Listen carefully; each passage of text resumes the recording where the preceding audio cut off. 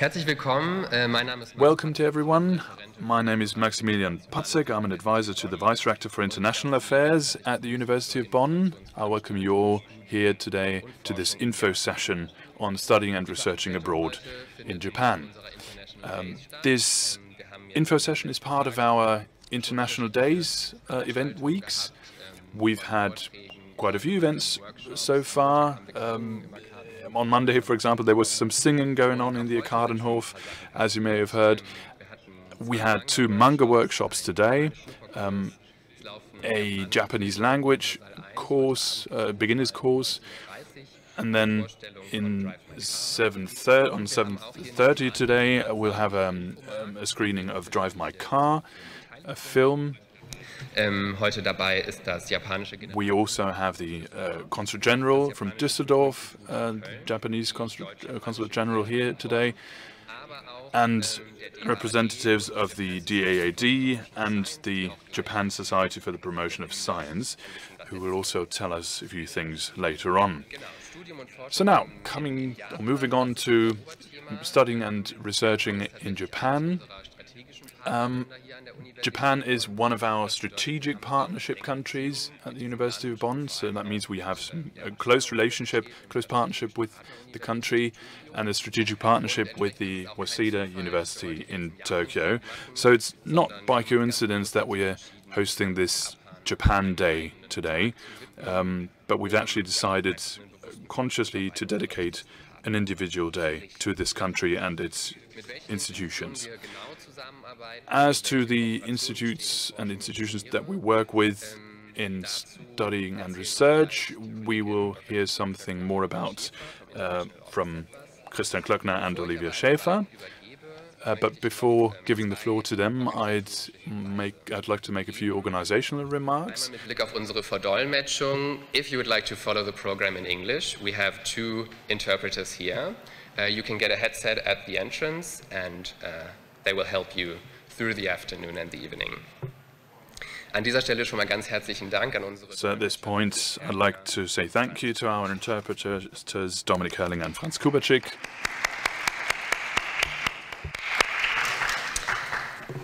So, dann hatte ich noch einen zweiten Hinweis. And now, a second remark that I'd like to make is that we're going to have a few presentations here this evening. There will possibly also be questions that we may have, but we'd like to give you the opportunity to ask questions at the end of the presentations. There's enough time for you to pose these questions, so if you think that by the end of a presentation you should just come up with another question, there's also our info market next door where you can get informed, so plenty of opportunities for you.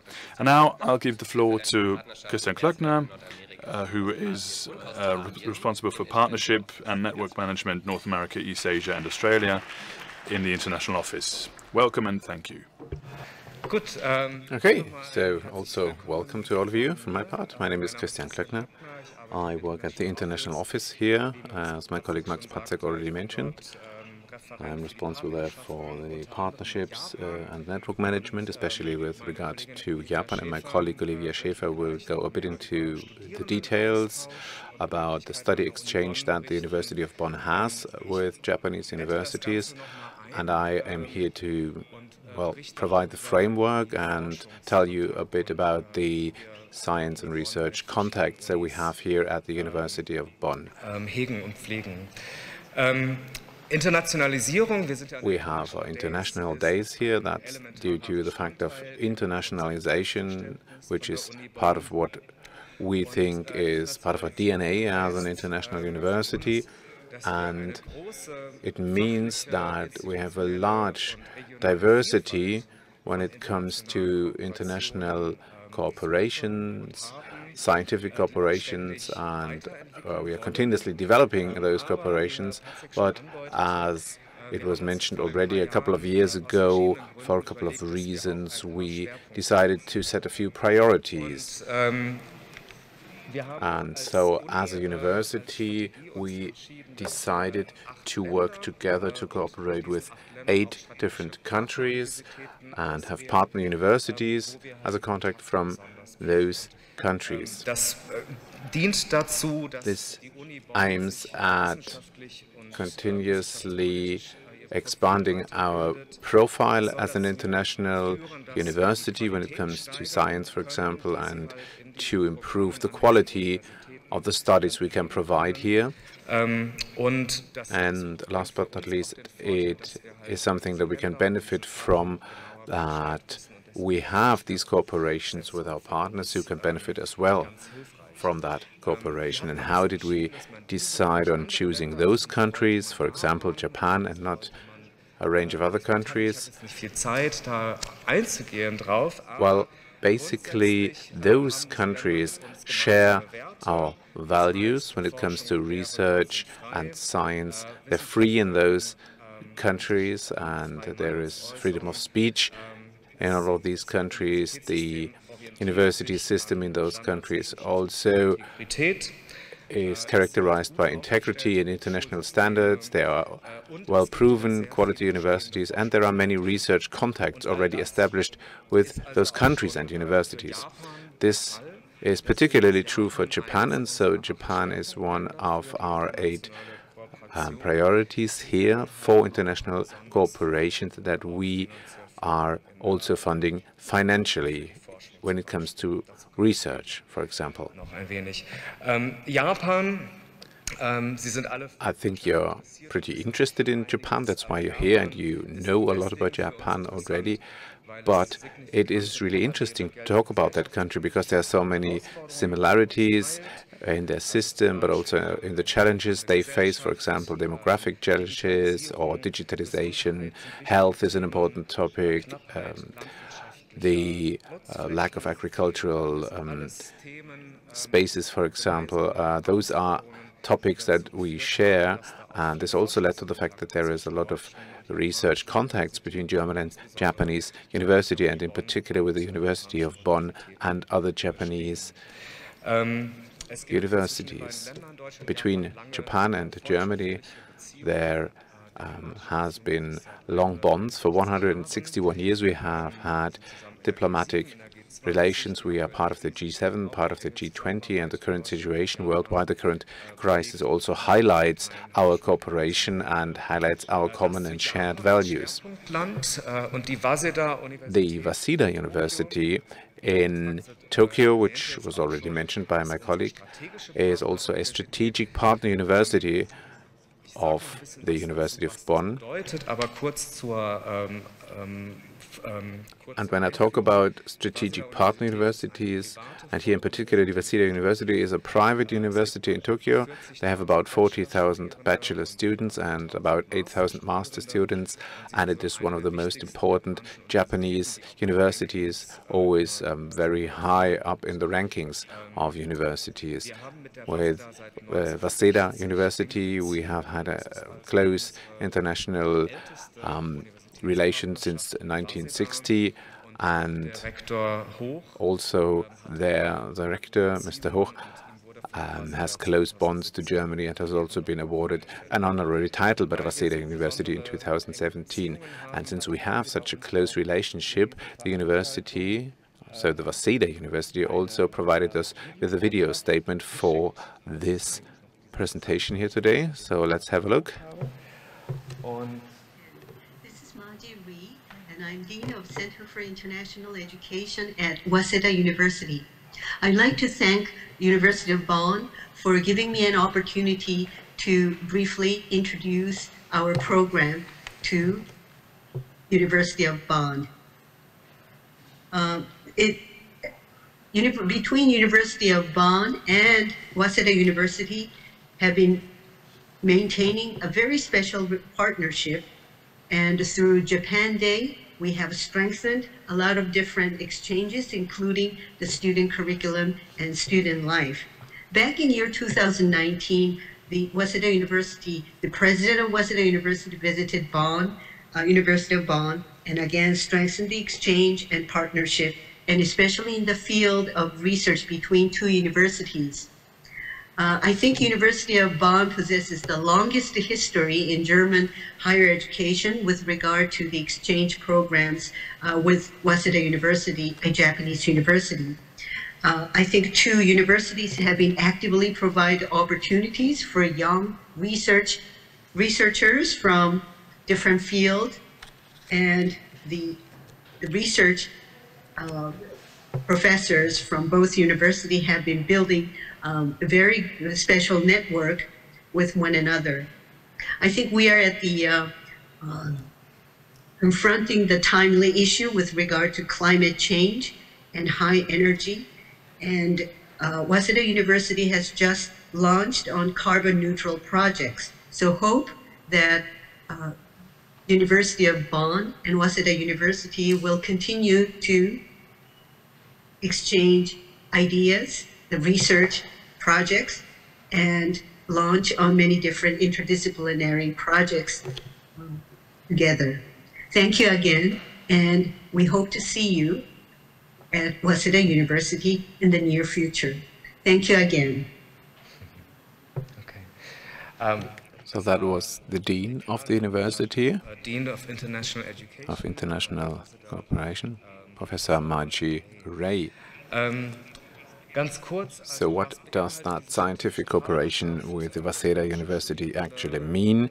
There is a student exchange. There is a lot of scientific contacts in different study courses, for example, in Orient and Asian studies, in philosophy, or the newly founded reconciliation studies, for example. The management and the board of these universities cooperate rather closely, and due to the pandemic, unfortunately, the Bonn Day at the Waseda University couldn't take place, and the Waseda Day at the university in Bonn couldn't take place during the lockdown and the pandemic restrictions. But right now we are working on establishing these events again. Waseda University is just one of a number of universities who we cooperate closely with. Here you have a short overview. Those are other universities with which we have close cooperations. It's the Keio University, Kyoto University, Rikyo University, Tsukuba University, and the University of Tokyo. They are all important partners, and in 2020 we also established an agreement with the National Institute of the Humanities, and this includes a number of museums and public research institutions, for example. So if you want to go there for your thesis, for example, or for other scientific work, that is also something we have established as a resource you can use, so to speak. And just to give you a short glance at the different study courses and research cooperations, and so this is just a few of the examples. Here the Limes Institute and the Waseda University have a close cooperation, but there is also a cooperation between the Excellence Cluster Immunosensation and the Kyoto University and Osaka University. The Center for Development Studies has a cooperation with the University of Tokyo and an exchange of students as well. When it comes to agriculture, there is a cooperation with the Agriculture Faculty and the Tokyo University of Agriculture and Technology. The Global Math Network works with the Kyoto University, and they also have a cooperation with the Kyushu University in Fukuoka, which is not listed here. And of course, there are a lot of contacts when it comes to Japanology, for example, and there is also a shared course with the Tsukuba University and the Korea University in Seoul. This course is led by Mr. Zöllner, who will give you a presentation later on as well, which is the Master in Translational European and East Asian Culture and History. And so this is basically all I had here in my overview. I'm not really sure if research funding is a topic that you're interested in. I think most of you will basically be here to gather some information about studying in Japan, but a part of our effort to strengthen the cooperation with Japan is that we provide funding, have provided funding for a couple of years for our researchers where they can apply for, together with their partners at Japanese universities. And these are quite renowned corporations, and they might also bring a bit of a bonus, basically, if you want to study in Japan and research there. I would like to hand over to my colleague now, Olivia Schäfer, who will talk a bit about the student exchange programs at the university. Thank you.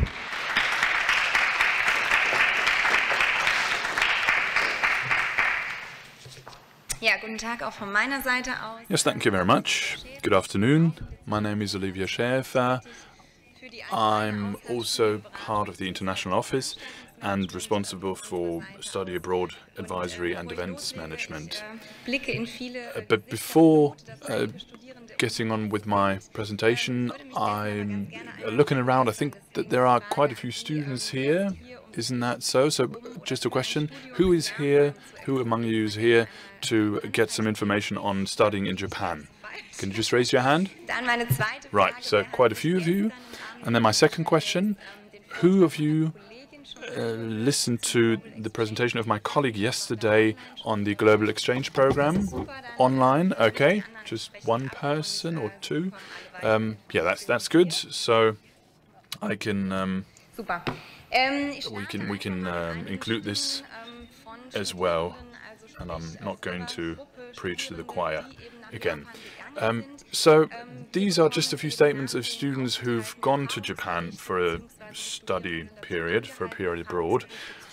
Students are asked to write reports on their experiences. So just reading this, the first statement is, Japan is different. The country's beauty is breathtaking throughout all seasons. The people are quite open-minded and considerate, and the way of life is quite different in all aspects.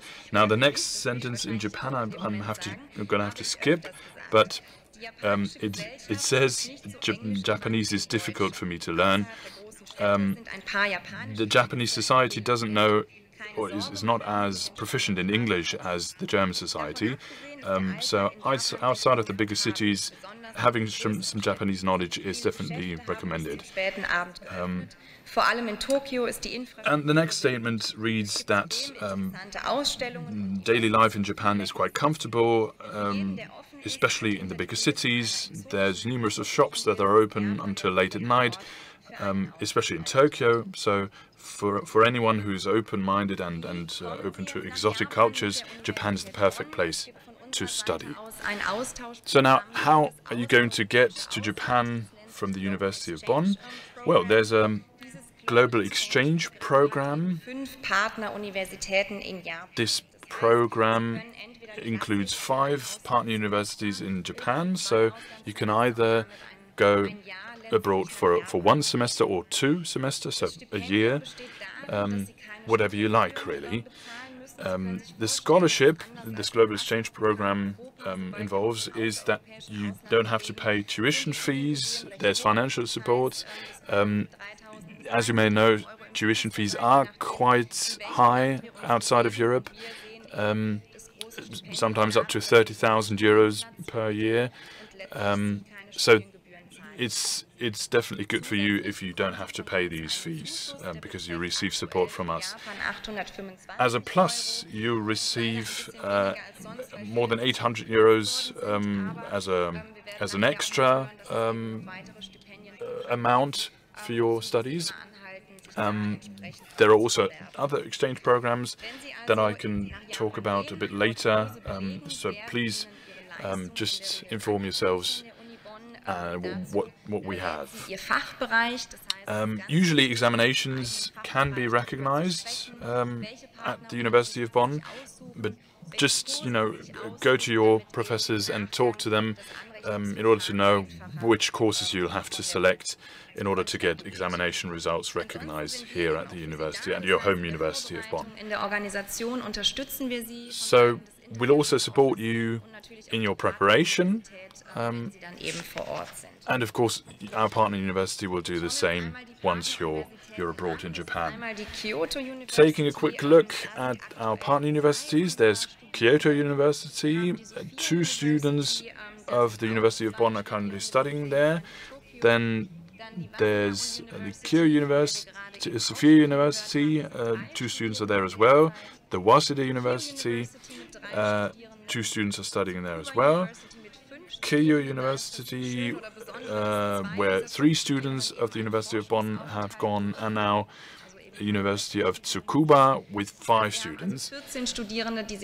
So we've got 14 students who are currently studying abroad in Japan. And as you can imagine, we're quite happy that anyone could actually go to Japan after the coronavirus pandemic hit us so hard and after all the lockdowns. So generally speaking, semester times are quite similar to ours. So there's a winter semester and a summer semester, or fall and spring semester, as they call it. So timing-wise, it's quite easy to plan. You also have the opportunity to go there whether you're a bachelor student or a master student or even a doctoral student. And depending on the partner university, you have the opportunity to study courses that are taught in English, or if you're a Japanology student, of course you can study in Japanese too. It's always important to figure out what the demands are, what is requested from you, what the requirements are for courses, and if you have to take a language test in advance. Just go to whoever is the representative in your faculty and get some advice. I'm not going to touch upon all of these slides in detail, but just to give you an impression of what distinguishes the different universities in Japan that we have partnerships with. Waseda University, for example, does not have a special program for international students. So there's the regular course program available to you. You can choose courses from that. There are courses taught in English, but also courses taught in Japanese, and that applies to both bachelor's and master's programs. You can also decide to improve your language proficiency in Japanese and put a focus on language acquisition if you want to. Then with Keio University, there's 3 options. There's the Keio International Program, and that's something special for international students. There's the Japanese language program and a research program that I mentioned before. So if there are master students here, it's interesting to keep in mind those universities that offer research stays, research periods abroad.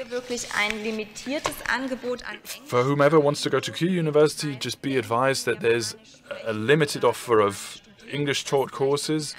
So if you study Japanese or don't study Japanese, it might be quite challenging. Also, if you want to improve your Japanese skills, obviously. University of Tsukuba Then there's the University of Tsukuba in Tokyo, based in Tokyo as well. As you can see, there is just the same opportunities that you have. You can go there as a graduate or undergraduate student or as a doctoral student. You'd have a supervisor who supports you in your research, or if you go there as a bachelor's or master's student, you can study in English or Japanese, whichever you like. Then there's Kyoto University. There's 2 options that we have available there. An exchange program, as you can see, and Kyoto University International Education Program. So whenever you see that there's something special offered for international students, then the probability is quite high that you'll find more courses that are taught in English available for you. So if you're not really proficient in Japanese, then that's probably a good place to go for you. Other than that, you can apply for other scholarships or be chosen for other scholarships.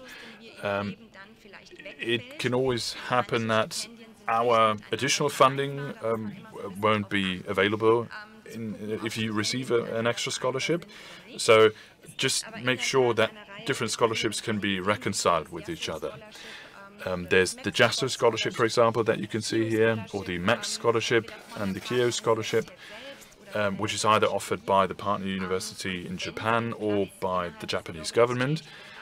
And if you have a place, get a place within the global exchange program, then usually the university will approach you in terms of opportunities to get more funding and more money for your stay.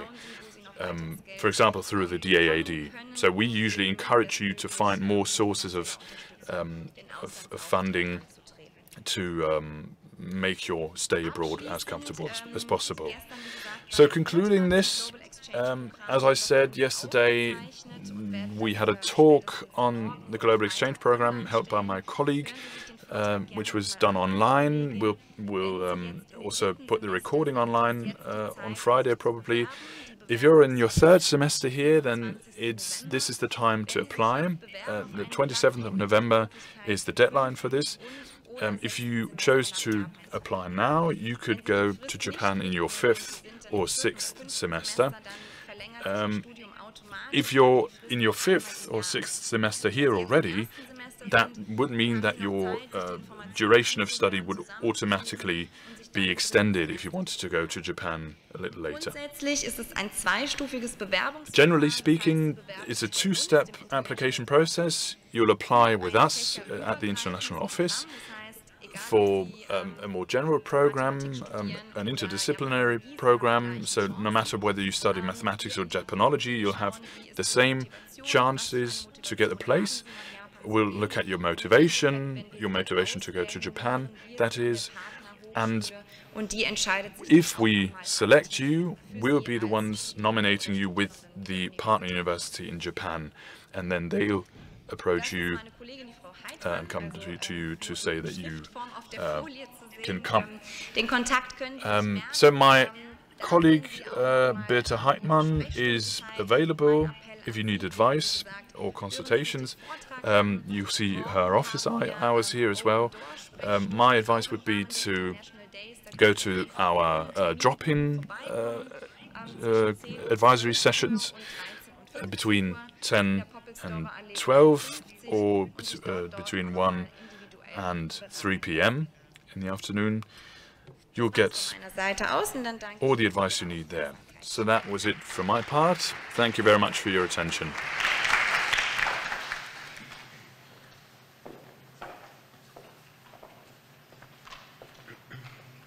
Ja, ganz herzlichen Dank, Dr. Christian Klöckner. Thank you very much, Dr. Christian Klöckner and Olivia Schäfer from the International Department of the University of Bonn. The Japan Society for the Promotion of Science, or JSPS, is an organization founded in 1932. Kann man sich auch denken, aber das ist genau das, was die JSPS tut. Seit promoting actually education and science research. It has developed a lot of programs in all its time of being in existence. It's about supporting young academics, young researchers, enabling scientific cooperation, executing research projects, and funding and strengthening the cooperation between research and industry. And, well, basically the program that they have available today. It has been founded as the first JSPS office here in Europe in 1992. It's the JSPS office in Bonn. We have two presenters here today. Nozomi Tamura will tell us a bit about the Japanese university system, and her presentation will be followed by Eriko Suto, the managing director of the JSPS Bonn, talking about the funding programs of the organization. Both presentations are given in English, so you can actually detach your headsets and our interpreters can get a short break. And so I would like to hand the floor to my colleagues. Welcome, Nozomi Tamura from the JSPS. Thank you. Hello everyone, thank you for having us today. I'm Nozomi Tamura from JSPS Bonn office. Let me introduce myself a little. I'm an administrative staff member of Japanese National University called Niigata University. And now I'm working in JSPS Bonn office as an intern for international job training. So I'd like to today give you some basic information on higher education system in Japan.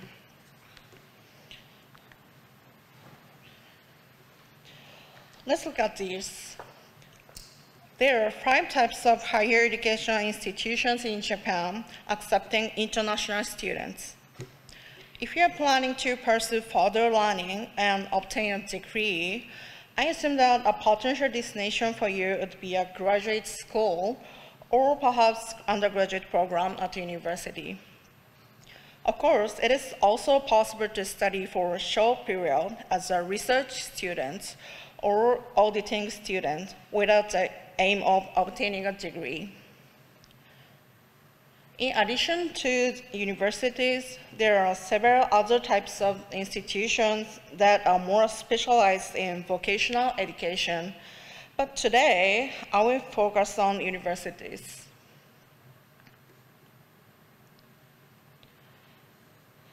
There are 3 types of universities that you should know about when considering which university to study. One major difference to Germany is the large number of private universities.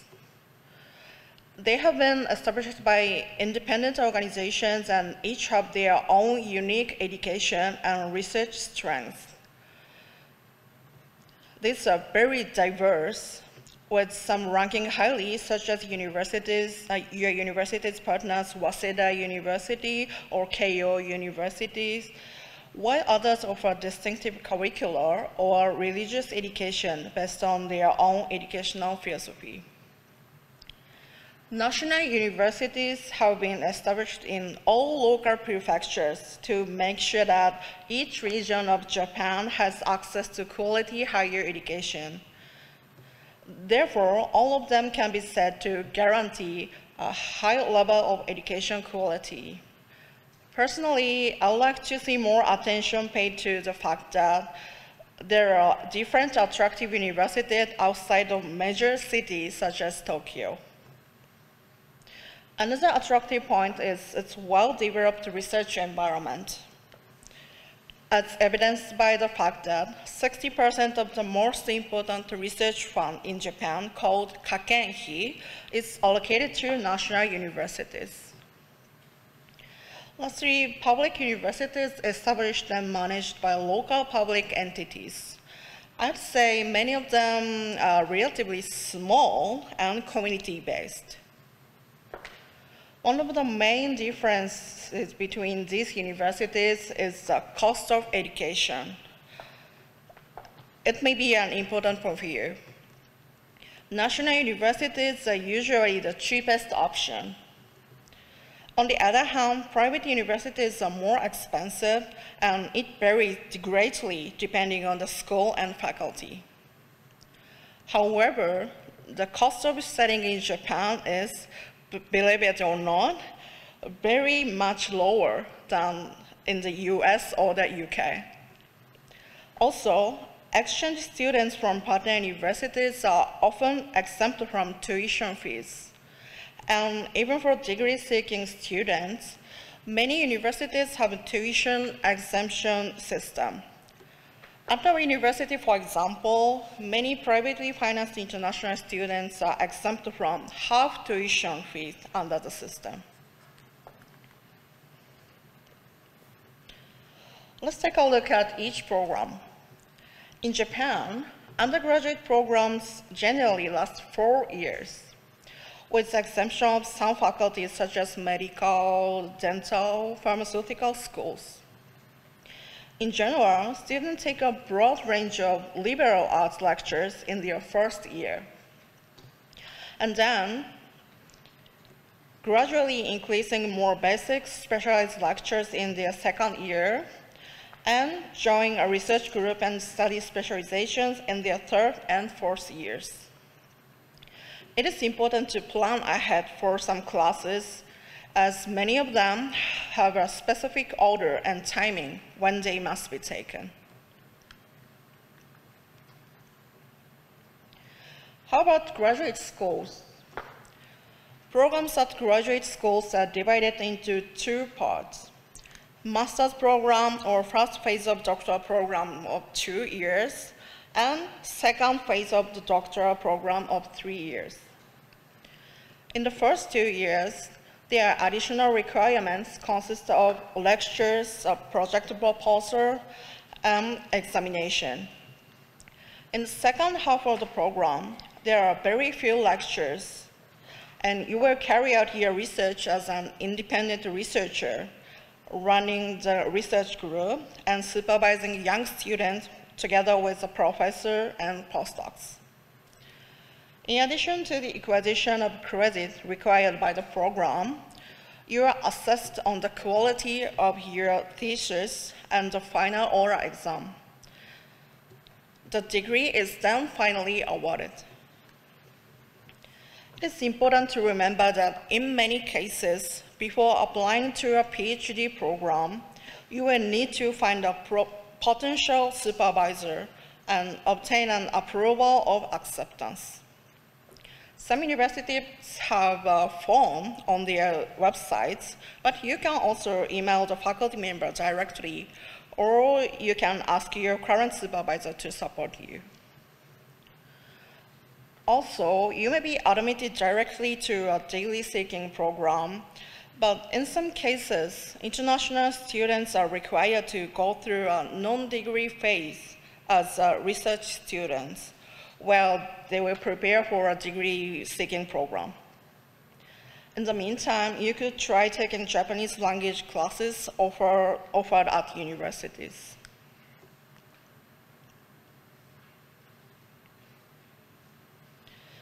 As you can imagine, language may be the biggest hindrance to studying in Japan.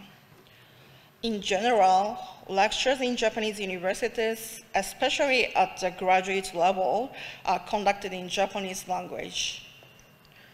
Therefore, most of international students learn Japanese at the language institution before entering the university.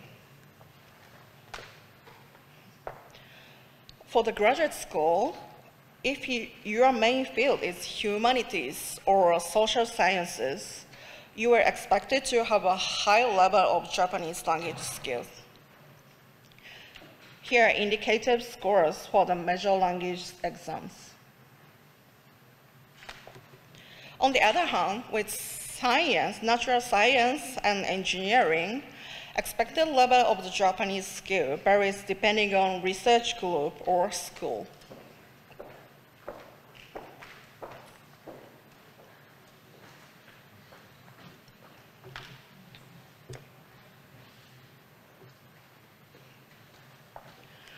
Don't worry, more and more programs are being developed that are conducted entirely in English, especially in graduate schools.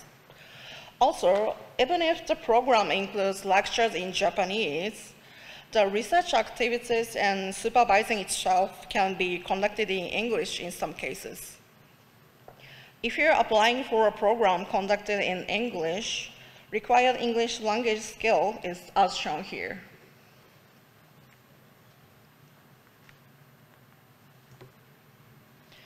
Finally, here on the website to help you gather information. If you want to get more information about studying in Japan, please visit a website called Study in Japan. This website gives you all sorts of useful information before, during, and after studying in Japan.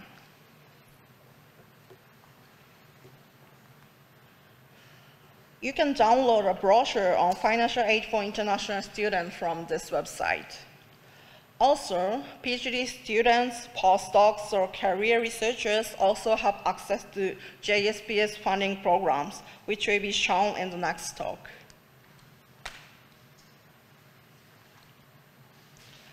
This brings me to the end of my presentation. I do hope I've been able to inspire you so that our next meeting will be in Japan. Thank you very much.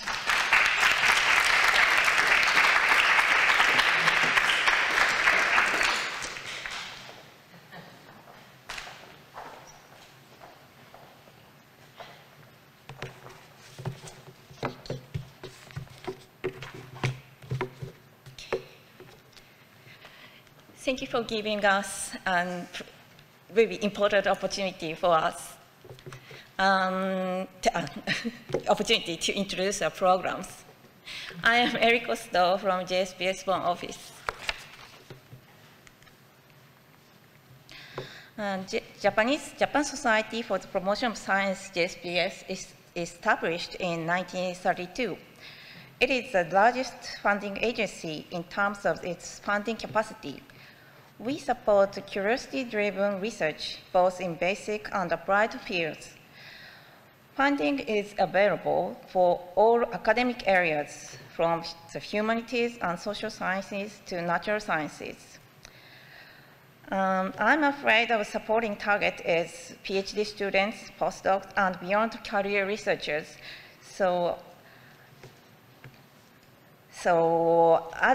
Other Japanese funding agency named JASSO supports bachelor and master students, so for those students, please check their website. There are several governmental funding agencies in Japan supporting research and developments. Among them, JSPS is unique in supporting curiosity-driven research, while other agencies support strategic and mission-oriented programs following the government policy. JSPS has 8 overseas offices and 2 research stations. 4 of them are located in Europe: London, Stockholm, Bonn, and Strasbourg. We actively hold strategically designed symposia, workshops, and colloquia, so I would like you to join these events. Today, I would like to introduce JSPS international programs. They are roughly divided into 3 types. First, International Fellowship for Research in Japan. This category might be the program today's audience is most interested in, so I will mainly focus on this. Second, the supporting international joint research and seminars. This can be used to conduct joint research with Japanese researchers or groups. Third, support for outbound young Japanese researchers. This can be used to invite or to get to know Japanese researchers, but I will omit this today. So first, let's begin with our fellowship programs. Features of fellowship programs are as follows: open to applicants around the world, applied to all research fields, tailored to a full spectrum of researchers from young to eminent researchers, and flexible durations ranging from short to long term, and hosting made available to all universities and research institutions in Japan. This is an overview. JSPS carries out a variety of fellowship programs geared to the career stage of individual researchers and their purpose for coming to Japan.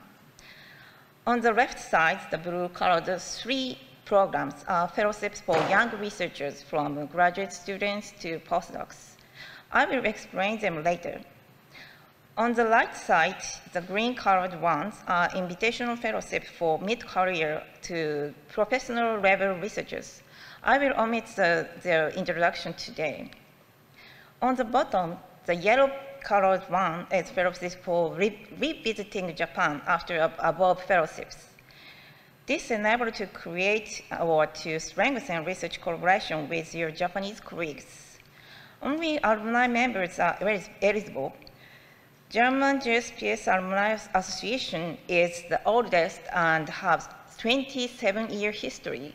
Over 500 members are connected after their fellowships. I would like you to become a member of our club in the future. So let me explain the details of 3 programs. First, summer program. This is provided as the first experience or as a trial visit during the summer. Master students, PhD candidates, or PhD is eligible. We provide kickoff orientation with homestay experience just after arrival. After research experience at each host institution for 2 months, we hold a farewell report meeting, so you can also create a network with other program participants. There they cooperate with us as a nomination authority in Germany. The application deadline for next year is the end of November this year. So next is a short-term program. PhD and PhD candidate is eligible. The period is 1 to 12 months. For German researchers, there are 2 channels. One is to apply JSPS through Japanese host researcher, and another is to apply directly to the nomination authorities, they or Humboldt Foundation. You can apply for both channels simultaneously. Application submission deadline are 3 times per year to JSPS, and 4 times per year to DAD, and 3 times per year to Humboldt Foundation. The last one is for long-term fellowship. Only PhD is eligible. The period is 12 to 24 months. This nomination authority is the Humboldt Foundation. In the same way as short-term, you can apply for this through both channels. Only if awarded through the nomination by the Humboldt Foundation, you can get some incentives given by them. Please check their website for more details. The submission deadline are 2 times per year to JSPS and 3 times per year to Humboldt Foundation. Next, I would like to introduce some supporting programs for international joint research and seminars. This is a list of our main programs. We provide a variety of programs depending on the group size to collaborate. I will explain only the red one on the top. In principle, Japanese researchers need to submit application to JSPS, and German researchers need to submit them to German funding agencies. JSPS carries out bilateral cooperative programs between Japan and counterpart countries based on agreements. In Germany, we cooperate with DAD and DFG. The aim of these programs is to form sustained network evolved from individual scientists exchange, including young scientists. JSPS provides financial support to Japanese scientists implementing such bilateral joint research projects and seminars between research teams from Japan and counterpart countries. German researchers need to submit proposals to DAD or DFG.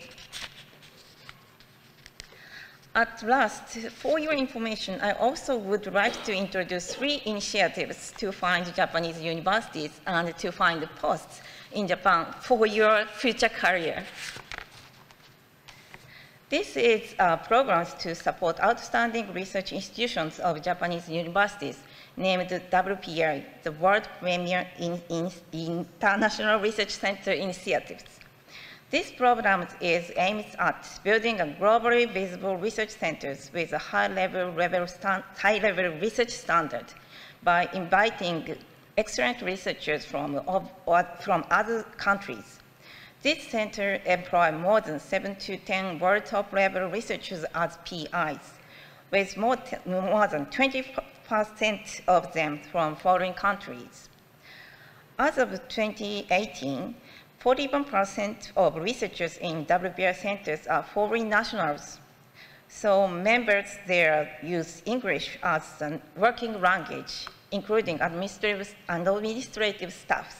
So it would be more comfortable to research in these centers. I would like you to consider them when you search for your post in Japan in the future. There are 40 WPR centers so far from north to south in Japan. And the research area of the WPR Center is diverse. If you're interested in them, please come to our booth or you see our website. Next, this is not a JSPS program, but a consortium of Japanese universities, research institutions, and academic organizations focused on the activities in Europe. Their annual forum is held on 24 to 25 November. Especially on day 2, they will have a virtual networking event. You can talk directly with the university staffs and visit their informational booth. We brought some leaflets of the member of we brought some leaflets of the member of institution today, so please check them. At last, this is a matching post system for excellent young researchers. Posts are presented not only by academia, but also industry circles. Next, Ministry of Education supports the research expenditure and some setting up costs. So this provides stable and independent research environment. That brings me to the end of my presentation. You can get more information from our brochure and leaflets placed on our booth. Besides, we opened our Twitter account from this June, so please follow it. It would be highly appreciated if you are interested in our programs and Japanese universities. If you have any questions, please feel free to contact us. Vielen Dank.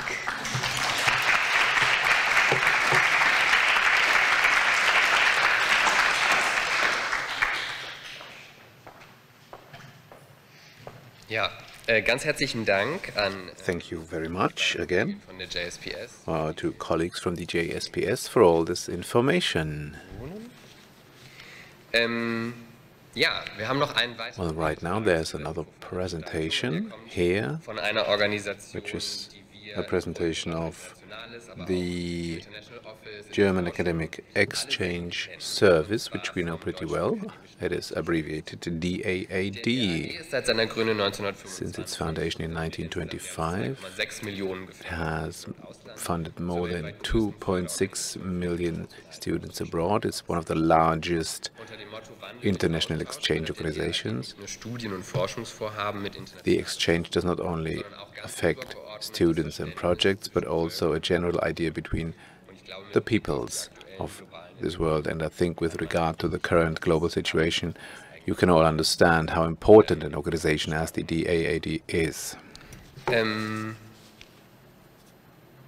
Ich würde gleich auch noch ein bisschen Werbung machen. I would also like to do a bit of advertising for the DAAD, but before I do so, I would like to hand over to Anna-Katharina Rusche, the head of the scholarship programs Asia Pacific, and her colleague David Veit, the team lead for outgoing in the DAAD.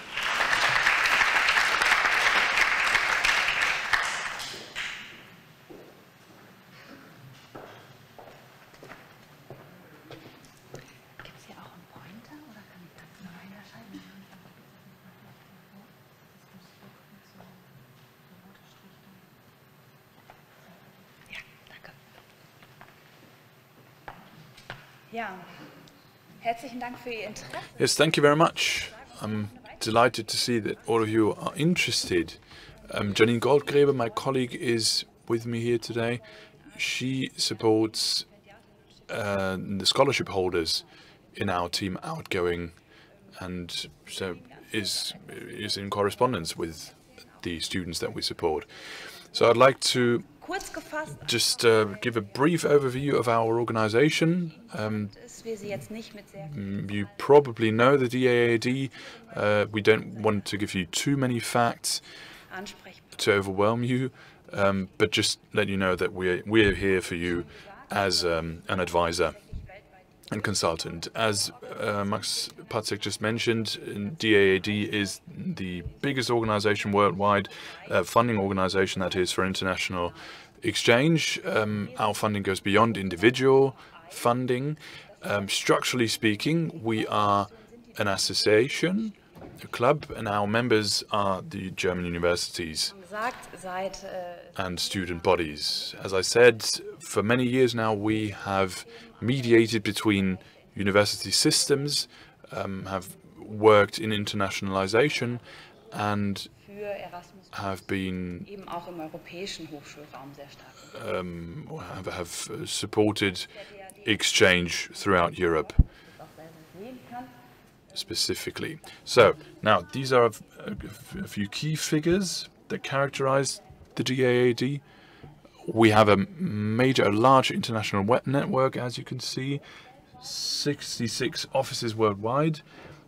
Among them, one of the most, the oldest offices is in Tokyo. We do a lot of project funding. What else can I say? Okay, great. Can you not understand me properly? Oh, right, okay. So that's how it works. Thank you. Okay. Now, the German academic and innovation houses have existed for a few years, who we have set up, which we've set up at research centers throughout the world. So, as you can see, our total budget amounts to well, a very large number, I shall say, but that is also because we've factored in Erasmus Plus and all of the funding that comes with that. So we're on site worldwide. As you may know, we've got a large network that has different steps of representation.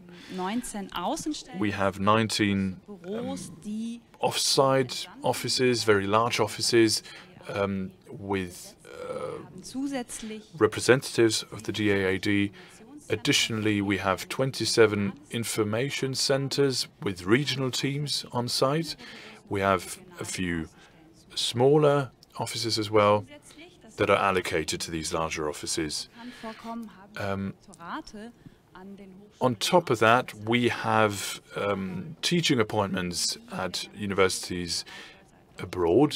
So we support and promote German studies, or teachers, university teachers who teach German studies and who are funded by us.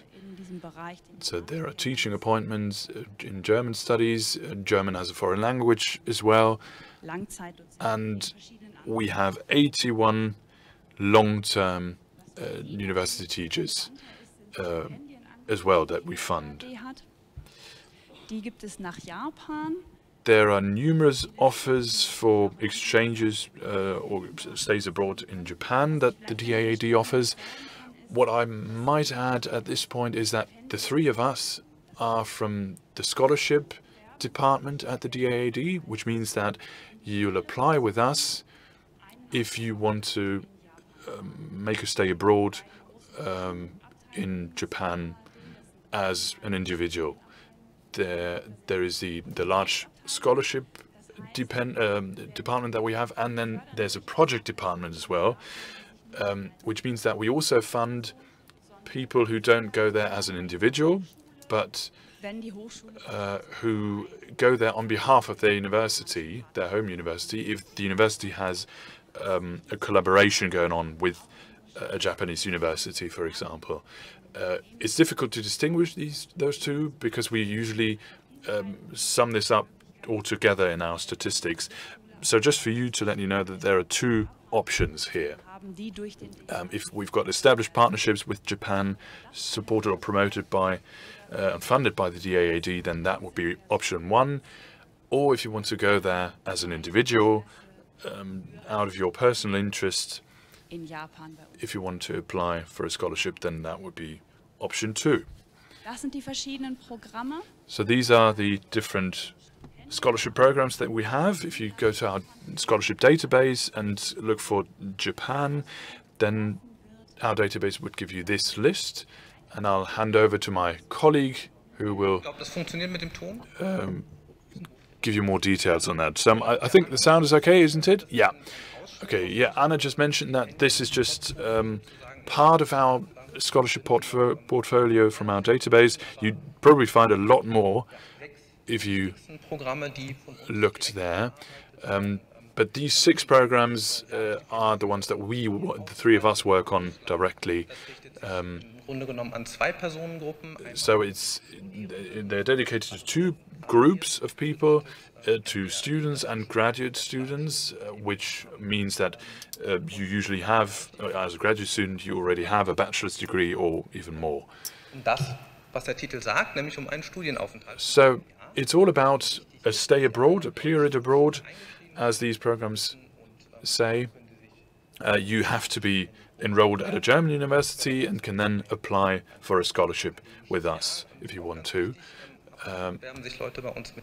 Sometimes people apply to study just one semester abroad, which is not possible. So we only allocate scholarships for entire academic years. The Promos scholarship is one option, for example, if you want to go abroad for just a semester. Then there's the combined study and practice semester, which is the second line here. This is special because it only funds stays abroad for one semester, and might be a good option if you are studying in a degree program which requires you to take a job placement or internship, gather professional experience of some sort. A requirement is also that you're enrolled with a German university, and then going on to the third program is our scholarships for a master's degree that you complete abroad. You don't have to be enrolled at a German university for this one, but we will fund you if you want to complete a master's degree abroad, up to 24 months. A fundamental requirement is that you already have completed a bachelor's degree, so otherwise you couldn't apply. And yeah, we'll fund you for masters that lasts for 2 years. Then there's another scholarship program dedicated to graduate students as well, for students who study Asian languages. So if your aim is to study Japanese, then this is your go-to program. It does require you, one requirement is that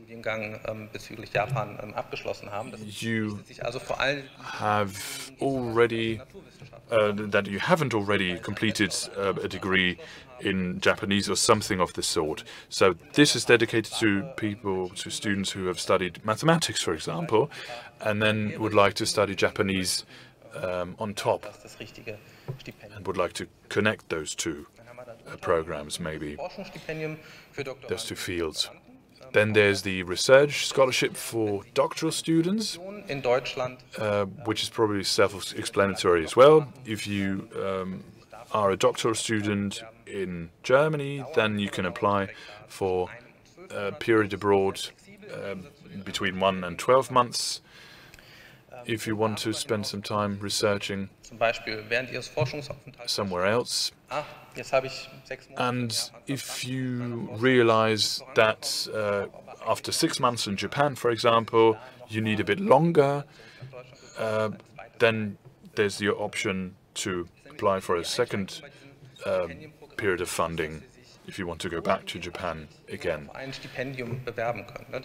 You can only apply for one scholarship program at a time. That needs to be said. So if you haven't already completed your bachelor's degree, for example, you can't apply for a combined study and practice semester. Once you've completed your degree, then you're free to apply. And then the last program we have here is a very special one, language and practice in Japan, which includes up to 15 months. And it also includes an internship or a work placement. So it's dedicated to people who have already completed their degrees, their respective degree, and who would like to, for example, build bridges between the Japanese and German business sector, or something of the sort, who would like to assume this kind of function. It's a very well supervised program. I think this is the 37th time now, and it's 37th circle that we're now in. And this program actually has quite a vibrant alumni association as well. So a brilliant program that I can warmly recommend to you. And yeah, I really like to promote that. So these are the 6 most important funding programs or scholarship programs we have. And if you've got any questions, then please fire away. Right now is the time. Or just come to us at the Info Market booth, or just give us a call. Whatever you like, really. Okay. No questions yet, so maybe we can use the remaining minutes that we have to say that, of course, there have been setbacks due to the coronavirus pandemic. It's been impossible to get a visa for Japan for some time.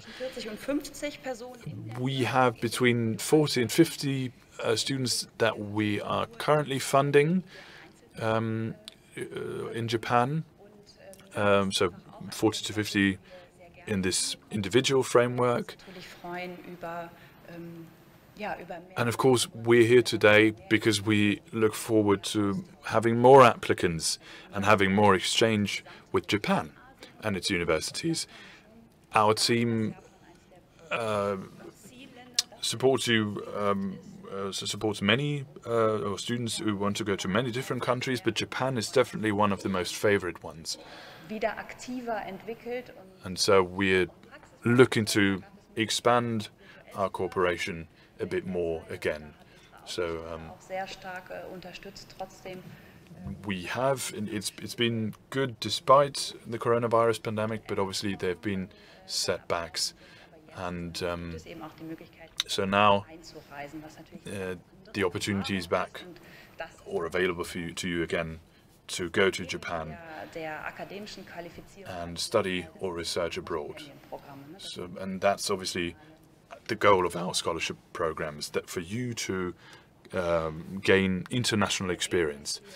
So we were thinking about, in terms of the list that we just introduced to you, that we just showed you, that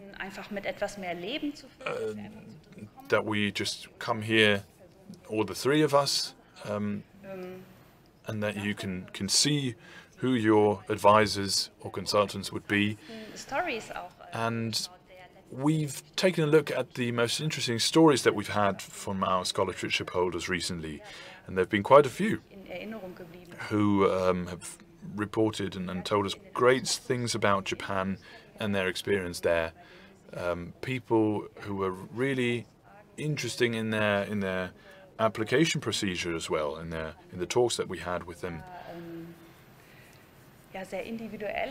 who have had very individual research projects as well that they worked on.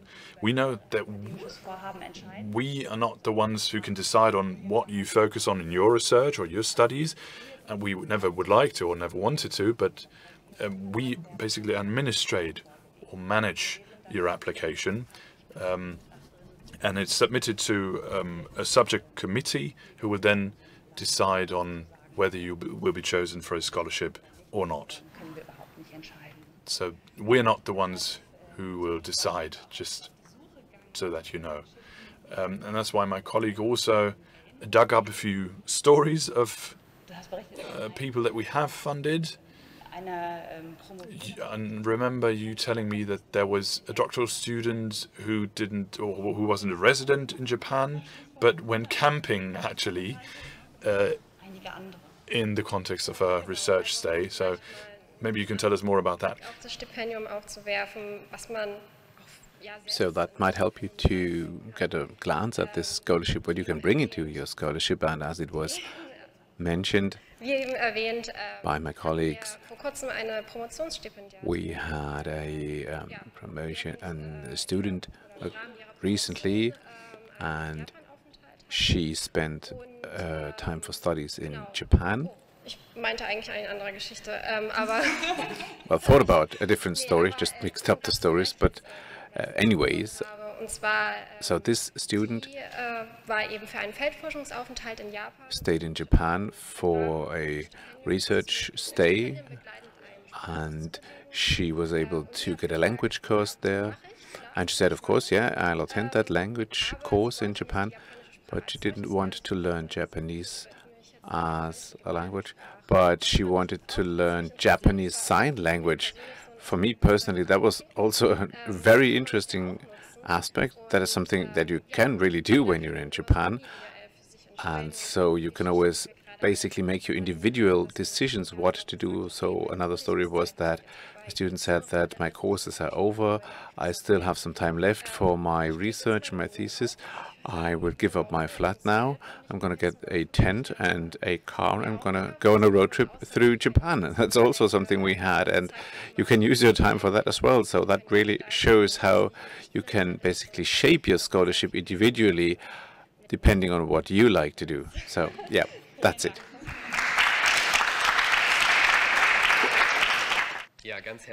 All right, thank you very much.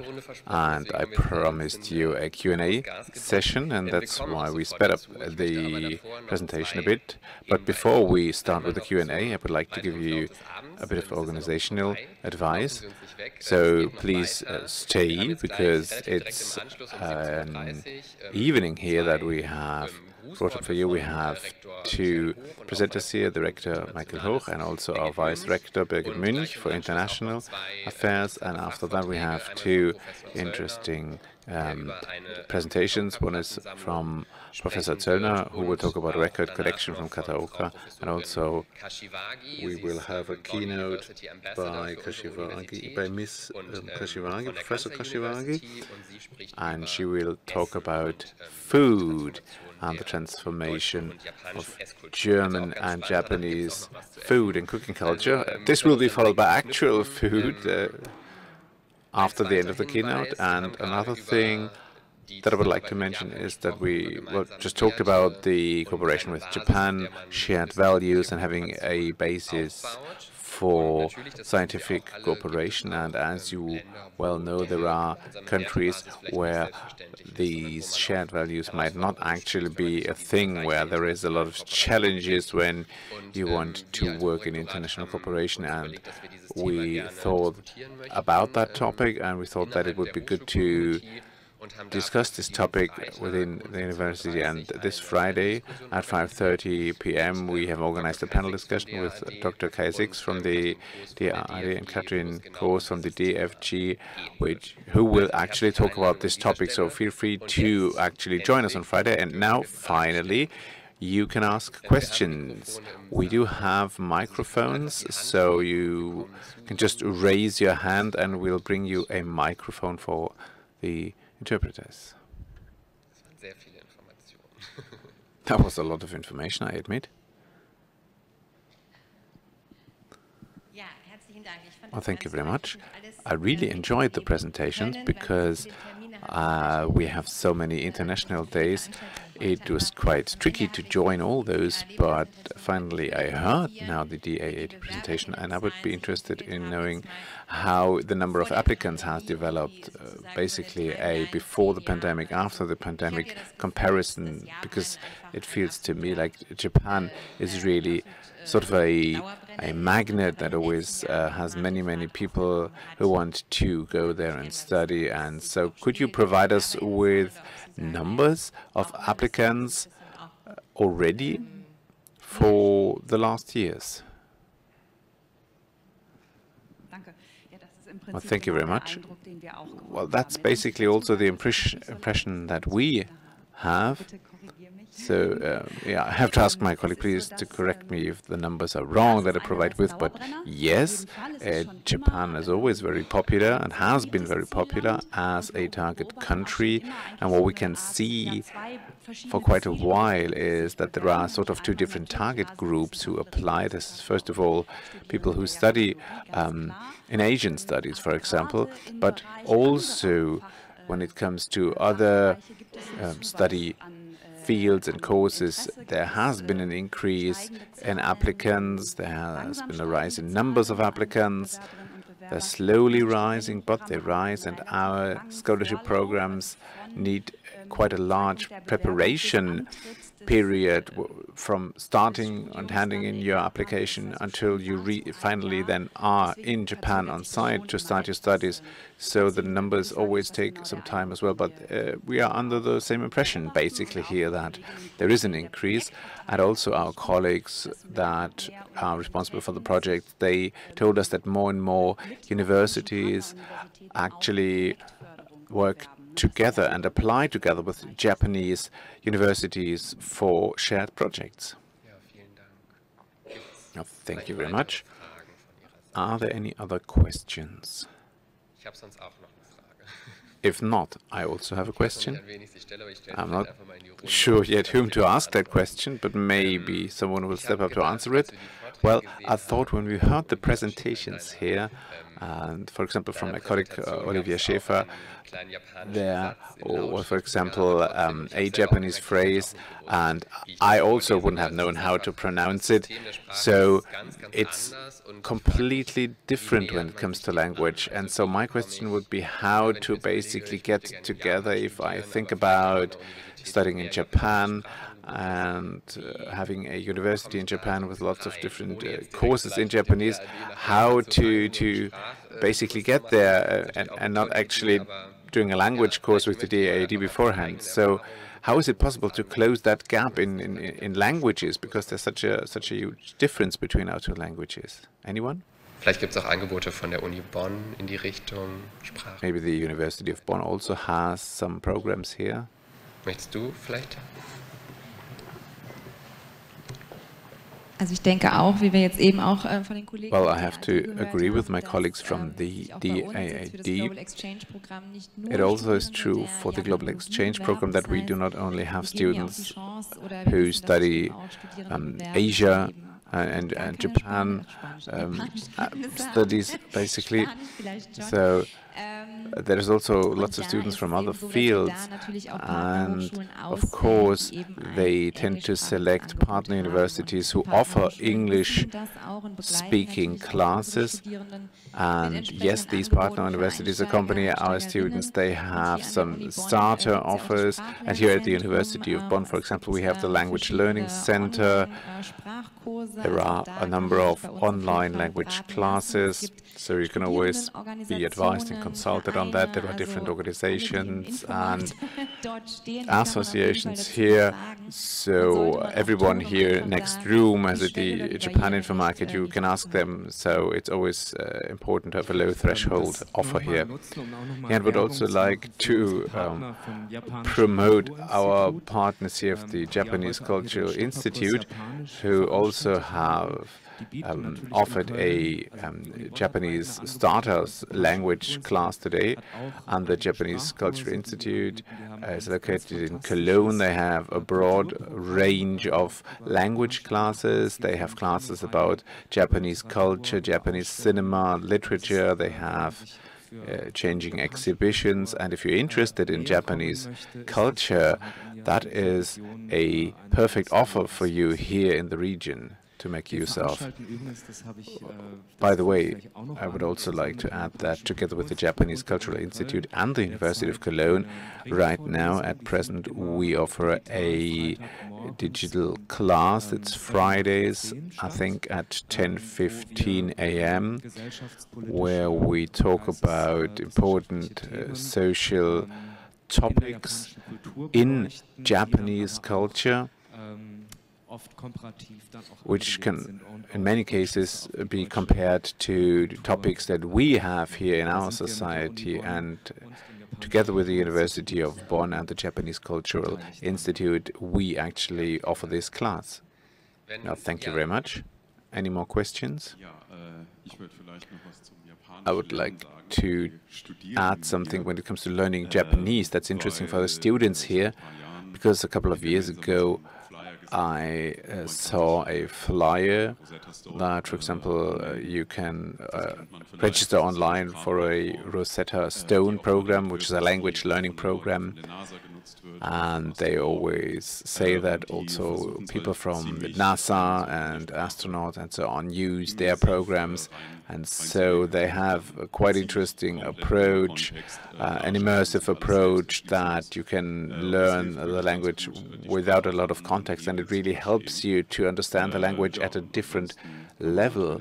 And apart from that, you can also always work with YouTube, for example, and just look at Japanese videos and interviews and shows. That also helps a lot.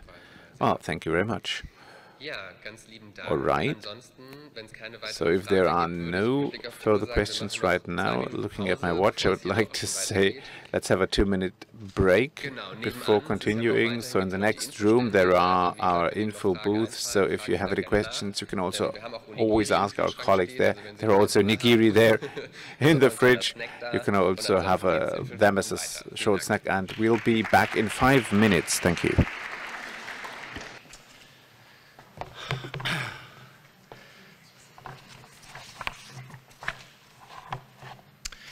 Sehr geehrte Frau Generalkonsulin, dear General Consul Kawahara, it is a pleasure to meet you here.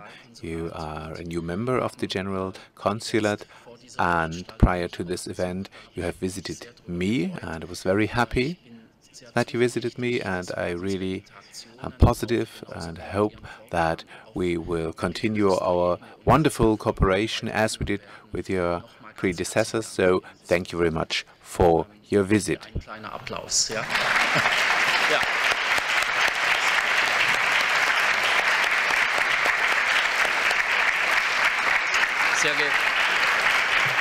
Sehr geehrte Prorektorin für internationales. Dear Vice Rector for International Affairs, Birgit Münch, thank you very much for organizing these international days in such a brilliant fashion, and thank you for organizing the Japan Day as well, and thank you to all of your staff that helped you.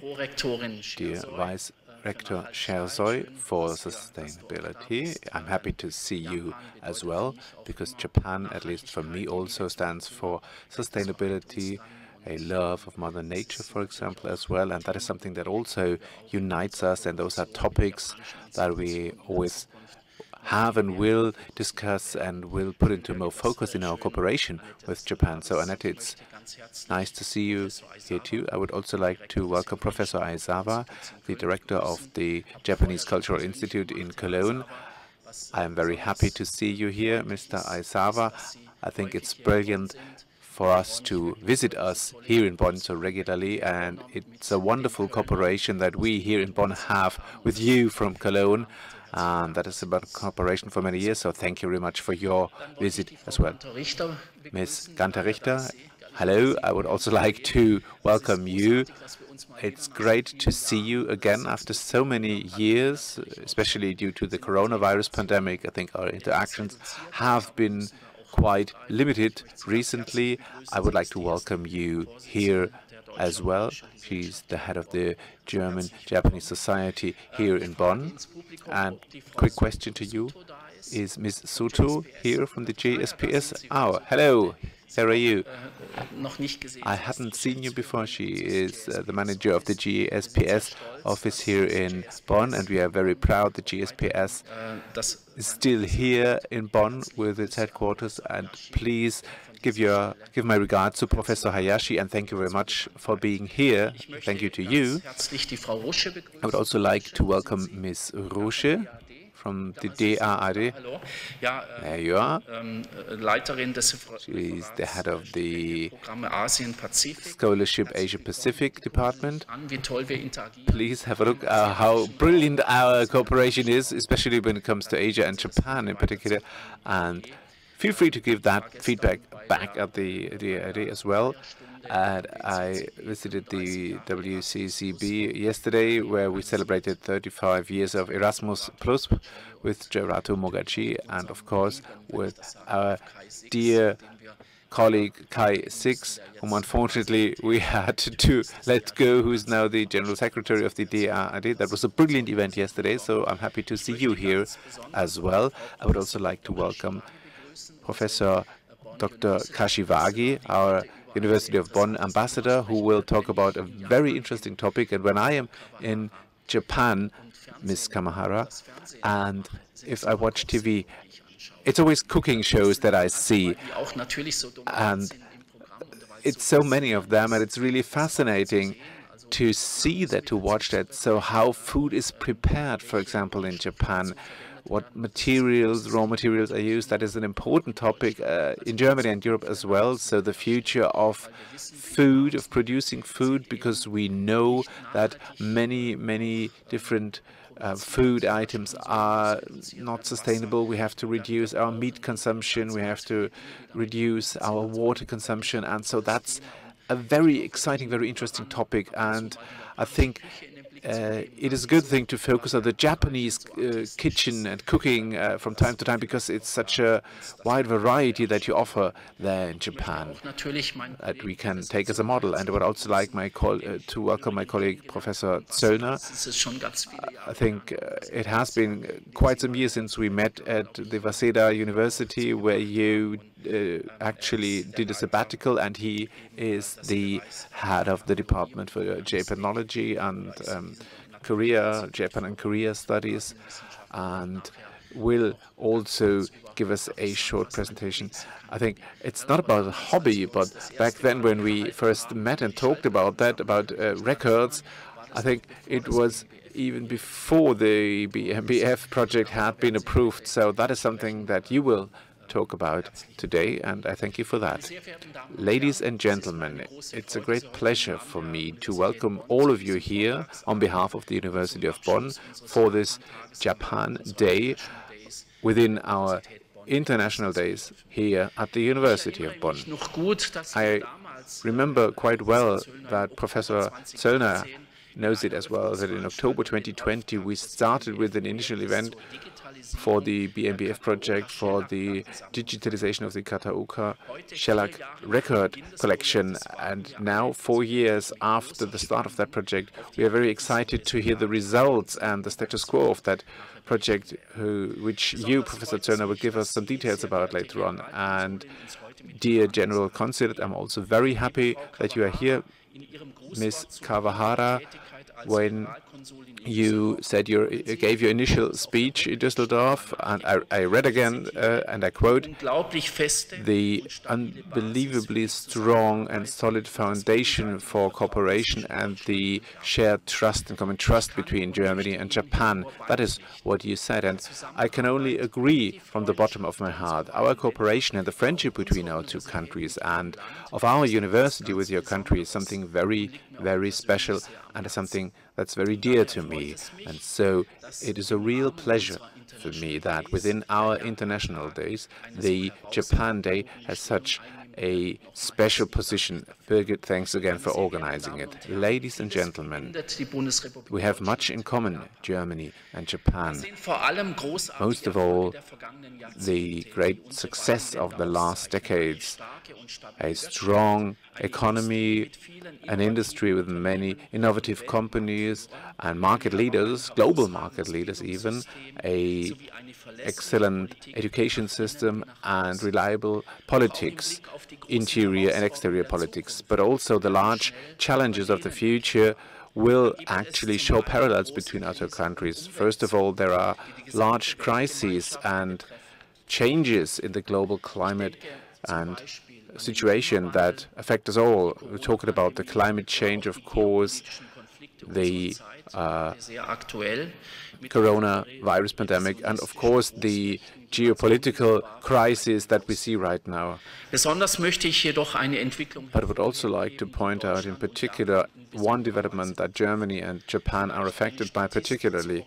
Maybe to give you some numbers first, in 1960, the percentage of people who were older of more than 65 years was only 8%. In 2030, it will be about 30%, same as in Germany. And this means that both our countries have aging societies, and both our countries will have to deal with the consequences for the labor market and the general healthcare system. There are a number of potential solutions. We look curiously at Japan and are excited to see what the Japanese society and government have in store here, for example, when it comes to the so-called Society 5.0, because it's a highly technical society and that is at the center of Japanese politics.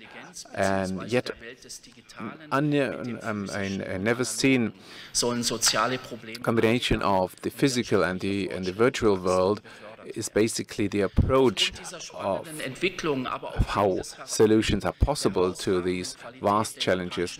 And thanks to the excellent quality of Japanese scientists, especially with so many Nobel Prize winners in recent years, I am really happy to see that our university has a strong connection with so many different universities and institutions in Japan. Only to mention a few. First of all, of course, our strategic partnership with the Waseda University in Tokyo that has been established in 2017, which is based on a strong partnership that started in 1960. I would also like to mention the Kyoto University, Keio University, Rikyo University, Tsukura University, and the University of Tokyo as our partners. And last but not least, our cooperation with the National Institute of the Humanities, which has been started in October 2020. And I can remember pretty well when I was active as a researcher, now as a rector.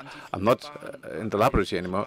I remember pretty well the beneficial interchange and cooperation with Japanese colleagues within the framework of our excellence cluster immunosensation and its cooperation and the Immunology Frontier Research Organization and the Research Institute for Microbiotics, and also representatives from Osaka here, as well as the Graduate School of Biostudies at the University of Kyoto. For our excellence cluster when it comes to immunology, those are strategic partners that are very important and that have been gained over the last 2 years, although the cooperation with the University of Kyoto has endured a bit longer, though, even. And after 3 years of the coronavirus pandemic, we are really happy now that the first large trip abroad of the rectorate here at the University of Bonn in December will actually take us to Japan, where we will try to get in contact with all our partners, most of all with our partners from Waseda University, to strengthen our bonds even further on a personal level. Because in the last years, that was only possible virtually, via Zoom, for example, but now we'd like to actually meet in person again. So, dear Ms. General Consul, you also said in your initial speech, it is the lively exchange with numerous people in both countries that makes us so strong. And yes, I can only agree with you there as well. And that especially makes today's meeting so valuable. And so I can only close here with wishing you all the best for your new position. And all of you, to all of you, ladies and gentlemen, I would like to say, please enjoy the rest. Reinhard Zöllner's presentation, Japan in your ear, how old records are revealing new insights, and then later on the presentation by Kikuko Kashiwagi. It's all about the sausage.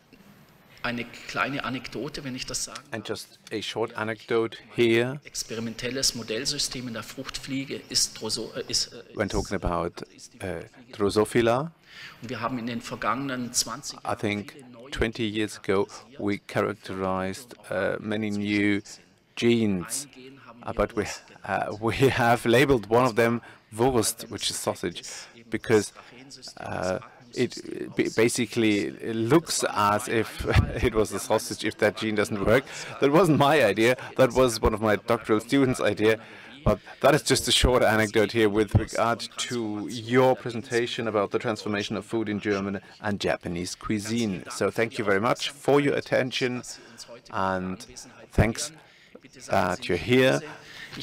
Please don't be all too angry with me, but I really have to leave this event. Unfortunately, cannot stay for the presentations, but I will carry them with me at heart when having to go now. Thank you very much.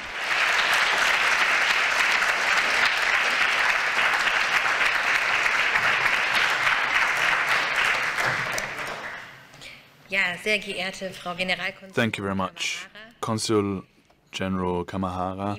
Michael Magnifizenz, Michael, Rektor Hoch. Prorektorat ist jetzt auch Prorektorin Förster. Liebe Irmgard, danke dir fürs Vice Rector Förster has arrived here too by now. And our Vice Rector for Sustainability, Annette, we've already mentioned you. Our other Vice Rectors are meant to come here too, so let's see if they do arrive. Ms. Suto, Professor Zöllner, Professor Kashiwagi, who are our speakers here today. I don't want to repeat all of what the Rector just said, but I want to thank you all for coming. Colleagues, distinguished guests, thank you for everyone, each and everyone who's been organizing these international days, and this day in particular, GSPS, the Japanese Culture Institute in Cologne, the DAAD, our partners from iNews who provided us with the films that, not only films that we all know, but also entirely new films that were published in the recent 2 years in Japan and celebrated great successes. When we decided to focus on a particular country in the context of our international days this year, I think we even had a look to the Frankfurt Book Fair to maybe get a hint. We also focused on our global network that my colleague Professor Kohlermann initiated. St. Andrews is part of this network, Hebrew University, Emory University, and, of course, Waseda University. We've already heard for how long this partnership has lasted, and at a dinner with the rector, I kind of tried to figure out how many Japanese students came here to our university and how many Germans went to Waseda University. It's quite a large number, I can tell you that, so it's hard to even fit them in a room altogether. So it was clear to us that this year we would focus on our partners from Japan, and we want to honor this partnership with a special day and want to thank you for this partnership. But there's another reason why we chose Japan, because we celebrated last year and this year as well in many places, but maybe not appropriately. We celebrated the German-Japanese friendship. In 1861, the Japanese shogun and the Prussian ambassador signed the German-Japanese trade agreement, people refer to it as a very special friendship, the German-Japanese friendship that is, which has been strengthened and promoted through trust that's been built over years, but also common research and studies, as the rector just mentioned. Japan is also a place of longing for many. It's an important place for music, for fashion, for food, as we saw and as we will be able to taste later on, and also in terms of literature. And now let me get back to the Frankfurt Book Fair. So when I go there, within the halls where the Japanese publishers show their books and their mangas and animes, this is the true magnet for students. And that's why we decided to make this part of our program, to show the entire spectrum. I can say that the beginner's workshop for Japanese and the manga workshop were immediately booked out, so we had to increase our capacities, and thank you for allowing us to do that. But what we've also done, and what I particularly liked, was to take into account the current political situation in our Japan Day, with Professor Meyer, his workshop on Japanology and East Asian studies in Ukraine. I don't know if the participants and especially the teachers who organized the workshop are here today. In any case, I am very happy that we managed to organize this workshop. Now, tonight we're going to hear two different talks. You could probably break all of this day down to getting to know Japan with all senses. I'm really happy to have Professor Zöllner here, who will now tell us something about that can be listened to, so for the sense of hearing, and then Ms. Kashiwagi will give us some information on the that relates to the sense of taste. Our ambassadors, Professor Agata and Professor Kashiwagi, also took part in our ambassadors workshop last week for 3 days and helped us in our internationalization efforts. Last but not least, and then last but not least, I would also like to thank each and every one who helped us organize and implement this Japan Day today. Ms. Labis, of course, from the event management of the Rectorate, Mr. Klöckner, and Katharina Fuchs-Bodder from the International Office. Mr. Klöckner, he's over there, yeah. You've already met him today. And of course, I would like to thank my team, Max Patzek and Amanda Hansen, my advisors. Where are they? Oh, there are they. There they are. So, for all of our collaboration in recent months, the preparations for this Japan Day, and there's one person missing who organized the film screenings, and who can't be here today, unfortunately. So, I'll say just thank you for coming.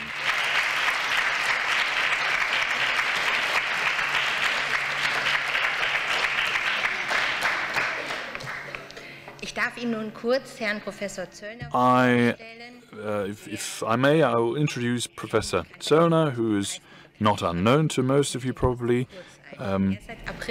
He's been a professor for Japanology since April 2008. His main field of expertise is the history of Japan and the history of Eastern Asia. He's been conducting research, and that's actually quite fitting, in the senses and the whole history of Japan in light of its traditions. And you had a leading role in the construction of the formation of Asian countries as important players in the world. Professor Zollner has studied, so as I said, the history of Japan for quite some time. He also held a Toyota visiting professorship. He was a professor in the US. He was a Vertrauensprofessor with the German Research Foundation and was head of numerous other institutes and organizations. So just to give you a few, Kilorovina and Tikatida, Keine Kuni as well, which was published in 1995. And then Japans Karneval der Krise was another publication. Janaika and the Renovation in 2003. He's got a motto on his website, which is also quite fitting or matches our day quite well, which is a psalm, you make happy people from the East and the West, as it translates. So thank you, Professor Zollner. I'm really delighted to have you here and talking about Japan in your ear, how old records are revealing new insights. Thanks again for coming. Thank you very much, Ms. Münch, for these warm words of welcome. And I hope that my presentation will make all of you happy. Let's see, because I would also like to play some music for you. And I hope that this will work here at the technical level here. It's not always easy to get it running. So let's see. At least this is working. So, ladies and gentlemen, Japan in your ear, how old records are revealing new insights. That's the name of my presentation. And in our modern world, we are surrounded by media, and everything that we learn about the world, we learn from the media. Our perception of the world is guided by the media, strengthened by the media, and influenced by the media, and there's of course a history behind all of that. I hope you can see that. I'm not really sure if you could dim the light a bit. Well, anyway.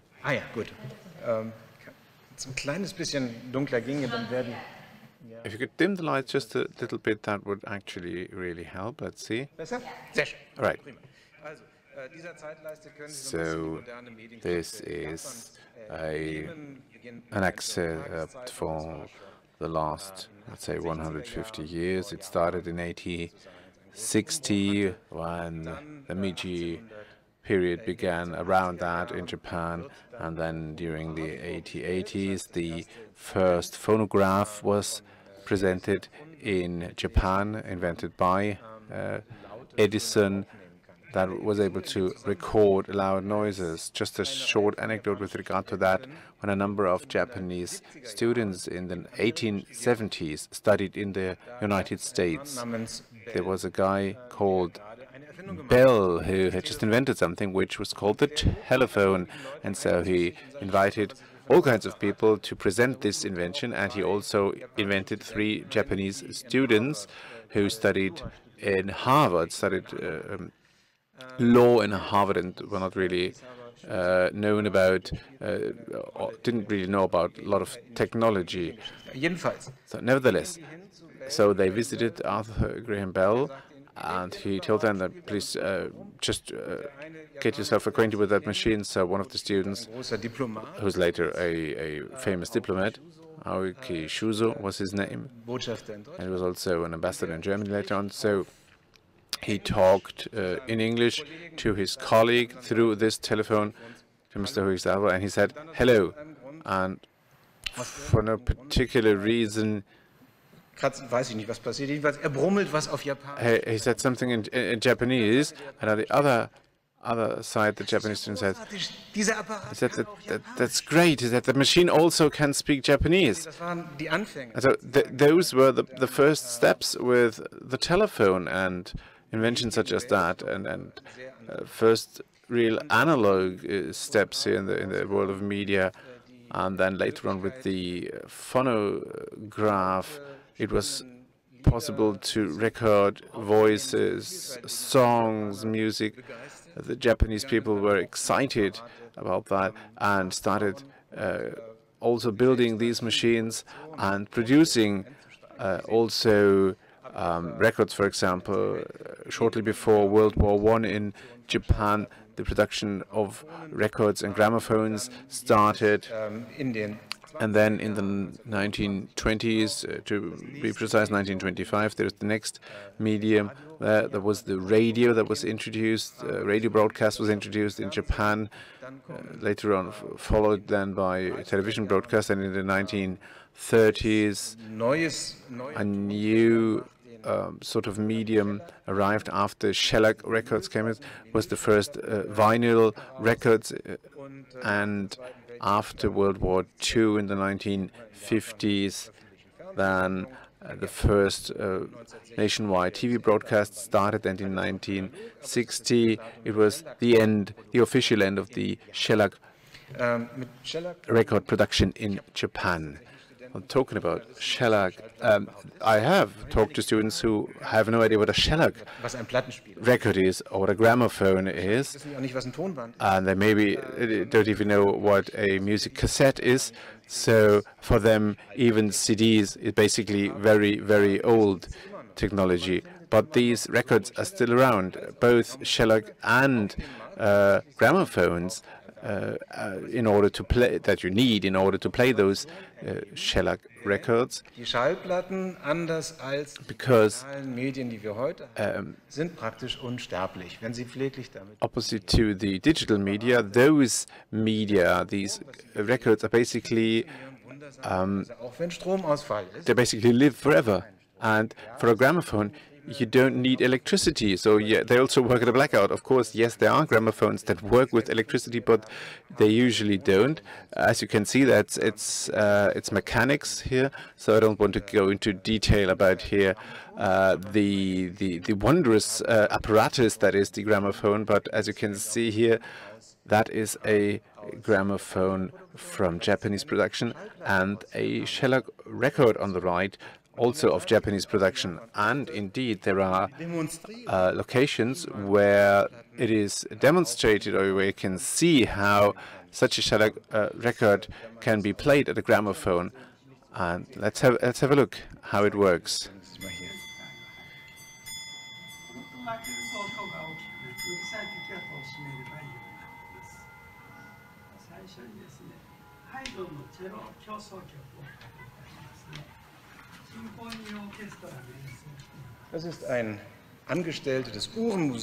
So that is an employee of the Museum for Clocks and Watches in Kyoto, who has been retired for many years now,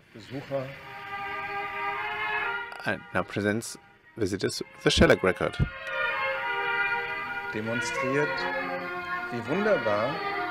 Presents them with how wonderful music sounds when played by a gramophone.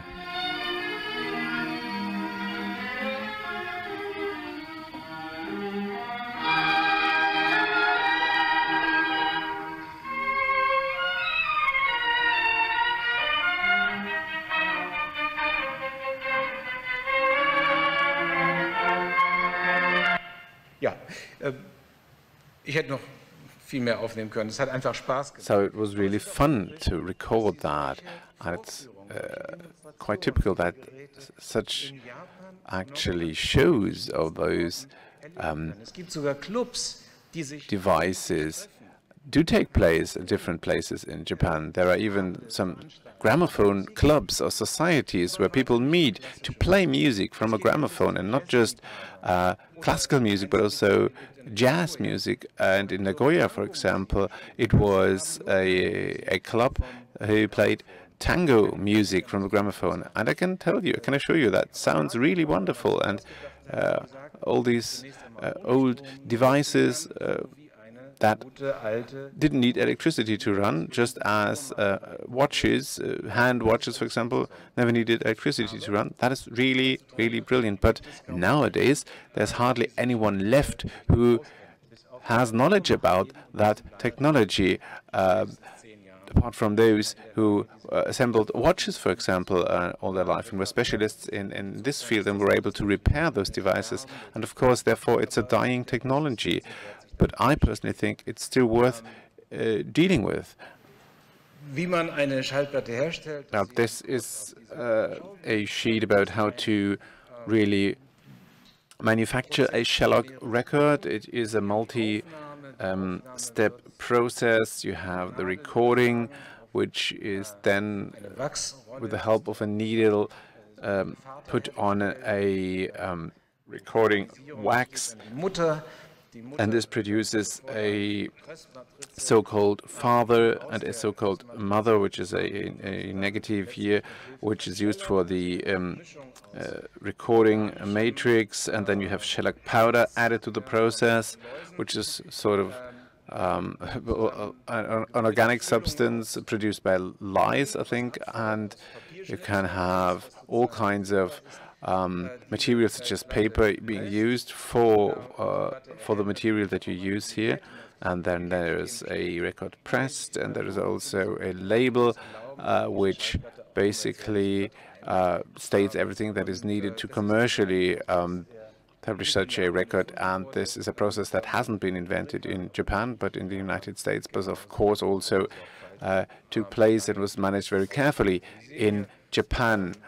What you can see here is basically two steps of the process. On the left, you see how such early recordings were done when there were no microphones as we know them today were around, and so people had to use a device such as you can see here, and has a certain sound that you hear in early records, and with the help of a needle it is basically brought to a wax record. And what you can see is Okuma Shigenobu, the founder of the Waseda University and back then Japanese Prime Minister, actually giving a speech here and recording it in 1915, where records were already used as a political medium in Japan, modeled after the United States, where something like this was already common during the election and the election campaigns, and where speeches were basically recorded and then spread as multipliers, because there was no radio back then. So how else would you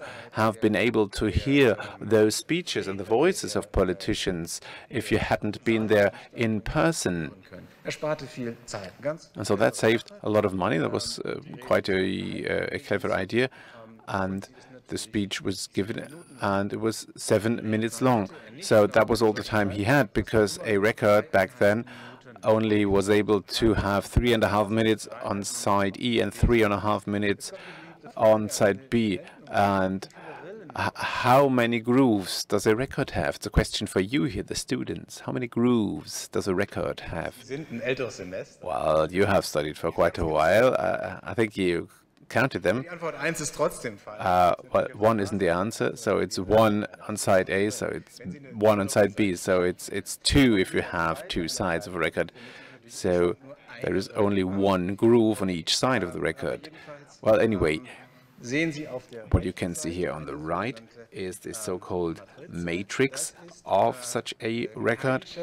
This is not shellac, but this is basically silver, or at least silver-coated, and that is basically the model that is used to make the copies that are sold later on. And it's very useful to have that for later copies to be made, but in many cases they were also all destroyed and used for other reasons, because silver was quite valuable back then. And in the National Museum of, I think it was Ethnology in Osaka, they have a large collection of these record matrices. And apart from that, I think there's only the shellac records left in Japan. But that might have interesting reason. my colleague from Japan who has led this project with me, we were fascinated by the fact how many records there still are, shellac records, in Japan, as I said, and with all their different processing steps. And doing research about those early media is something that has been started quite recently, has interesting approaches, and especially for media sciences, it's interesting to talk about the physical state of those records. The technical aspects are the one side here, but the other side is what actually is created here by the media and the media industry, which connections are there to the economy, for example, because such records are produced to make money. So we have basically said that it's contents business, so it's business or the economy selling content. That can be music, that can be voices, that can be texts, and on the other hand, the audio industry also works together with other industries, such as the film industry, which are basically really depending on each other. Because think about it, it's the 1920s here, where films were still silent, but there was usually music played to this music, and this music was either played live by musicians or it was basically played from a record. At least in Japan that was the case quite often. And then later on, radio was an additional media that was invented. And despite the fact that there has been so much development, you will see that still modern pop songs still have 3 minutes at 3 minutes 50, and that is still something that we have left back from the early days of shellac records. So the business opportunities here have emerged back then with capitalism. So the music industry is part of the capitalist system, but also there's an interconnection with politics. So you could use those media for political reasons and for propaganda reasons as well. And of course, making use of such media is always political, especially when it comes to the content of such songs, which can also always be used in a political manner, even if they at a first glance seem to be just entertainment. So Japan's politics in the 1920s, 30s and 40s was problematic. It was colonialistic and imperialistic. It was aggressive, and of course we still have evidence of this politics in the music and audio industry. So, at the University of Bonn, we have been dealing with these records and the contents on them for 10 years now, by contacting Kataoka Ichiro, a collector of records, and we bought this collection from him. He collected them because he is a film narrator himself, and he was interested in seeing what his predecessors recorded on such records. Many of those records are records of film narrators that they left as summaries of films, for example, or as a one-man performance. This art also came about from the beginning of the 20th century, which is usually named by the key word of manzai or dakoro, which is an art of storytelling. So all of that came into existence and was recorded in the 1920s for the first time. And these narrative arts in Japan just provides perfect material for research for us. So this much for what researchers in this field like to study. So there were about 4,000 records recorded between the First and the Second World War, roughly, that we examined, and this was about the state that we received the collection in. Let's say it was improvised, an improvised system structure. There was an Excel file with a list of all records that we got, but we realized over time that it could be worked on in more detail or provided in more detail. We spent almost 4,000 hours to examine these records. There are some annotations on the authors that we studied as well. It was funded by the German Research Foundation with 450,000 euros. And of course, I didn't do all the work myself, but had colleagues who helped me. Dr. Hito, first and foremost, who also coordinated the work of the many research assistants that we employed for this project. So what did we have to do? The records needed to be cleaned, had to be digitally recorded, they had to be archived. We built up a database. We investigated, well, tried to come up with more information as to when they were recorded and so on, and then finally made all of it public and published it on the internet. So that was just the first step in the process, to get access to the data. There was a work group, many Japanese colleagues and also from America and Europe, who meet online once a month and who discuss the findings of this raw material and what you can do with it, and that's quite different. So there's the history of contents business that you can investigate. Linguistics, linguistic research. So what kind of language stage do we have? Because language changes over time. So what was it like in the early 1920s? There's an important testimony of language here that you can listen to. Then there's media studies, research that you can conduct, a very wide field. I've also enlisted our partners, our cooperation partners, research institutes in Japan who really helped us to, and I mean, the collection that we examined, I think, is probably one of the most important ones that exists outside of Japan.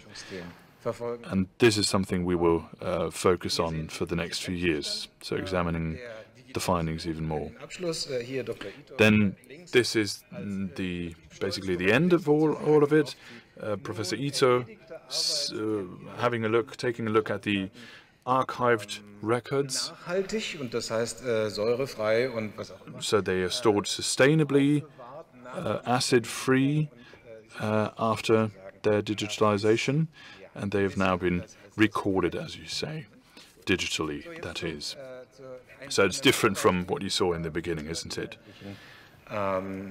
So in terms of what they really mean now, content-wise, I would like to focus on a singular, an individual topic, which is what these records tell us about life in big cities. And that was a huge issue in the 1920s in Japan, in Germany as well, but the transformation or transition from an agricultural society to an industrial society was a very significant, had a very significant impact in the lives of many Japanese people. Alfred Döblin and others have investigated this issue in Germany, for example, and you'll see that there are quite a few interfaces between Germany and Japan here. But Japan had very specific problems in its big city life, and the first big issue, or the first big event that happened, was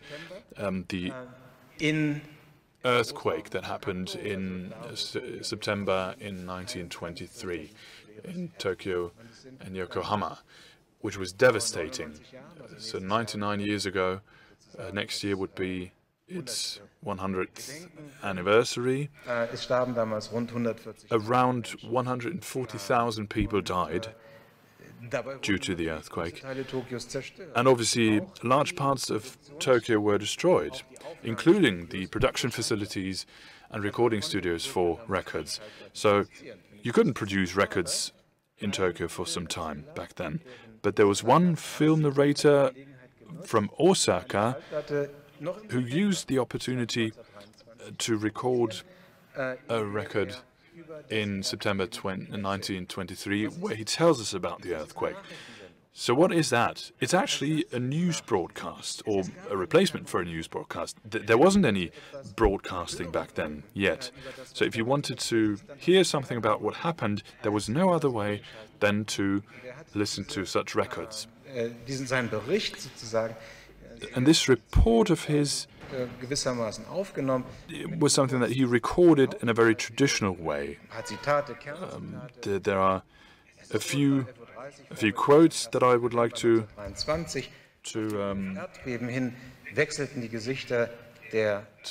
give you here.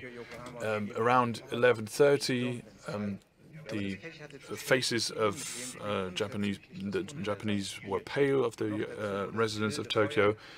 The wildfire that broke out near the police station was even made more dramatic by a storm, and the fire then ravaged in the whole of the city. Even though the fire brigade and the Imperial Guard did everything to extinguish the fire, it grew because of the water pipes that people relied on had all exploded during the earthquake. So the flames destroyed even part of the Imperial Palace, almost most of the city. And even though you might call it fate, wasn't it really dramatic, thinking about those many people who died or who were injured and didn't have any food or home in the aftermath?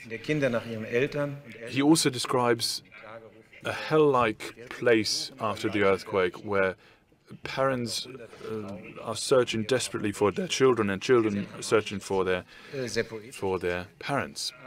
So told in a very dramatic way, poetically also.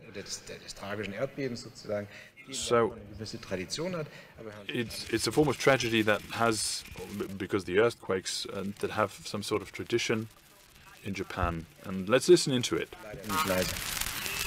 It's unfortunately very, very hard to hear.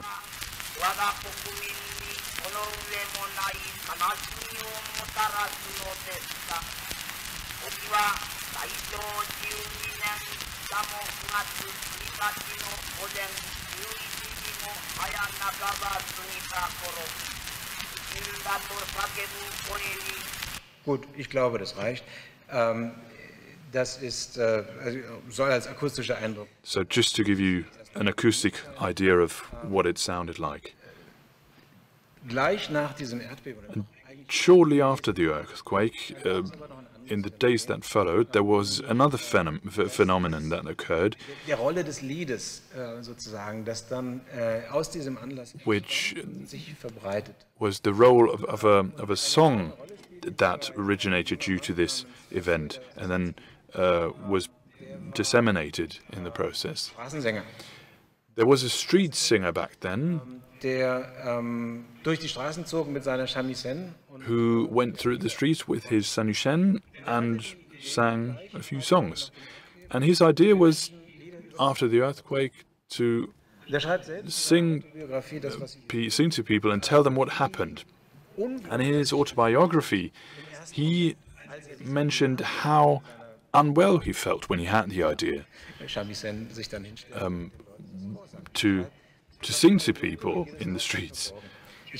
And he said that he was afraid that he might be beaten up because people were so devastating and desperate.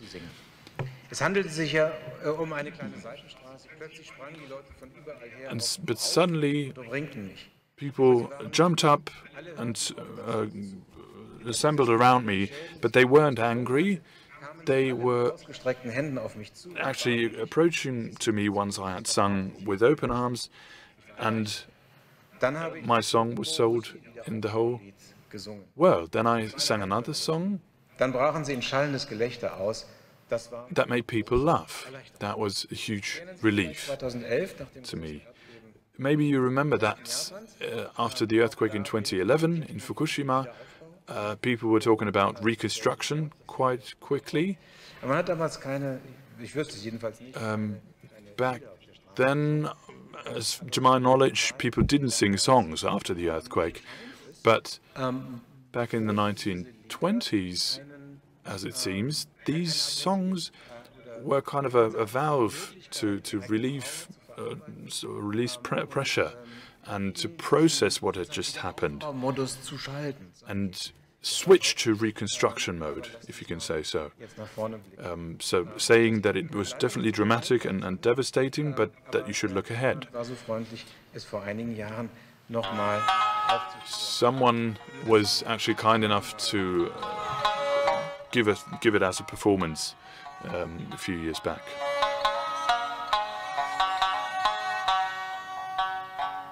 時それ大正12年9月初めの正午時突然起こる大地震神の怒りか龍神の何に恐るるおののきか大地揺るぎて家壊ち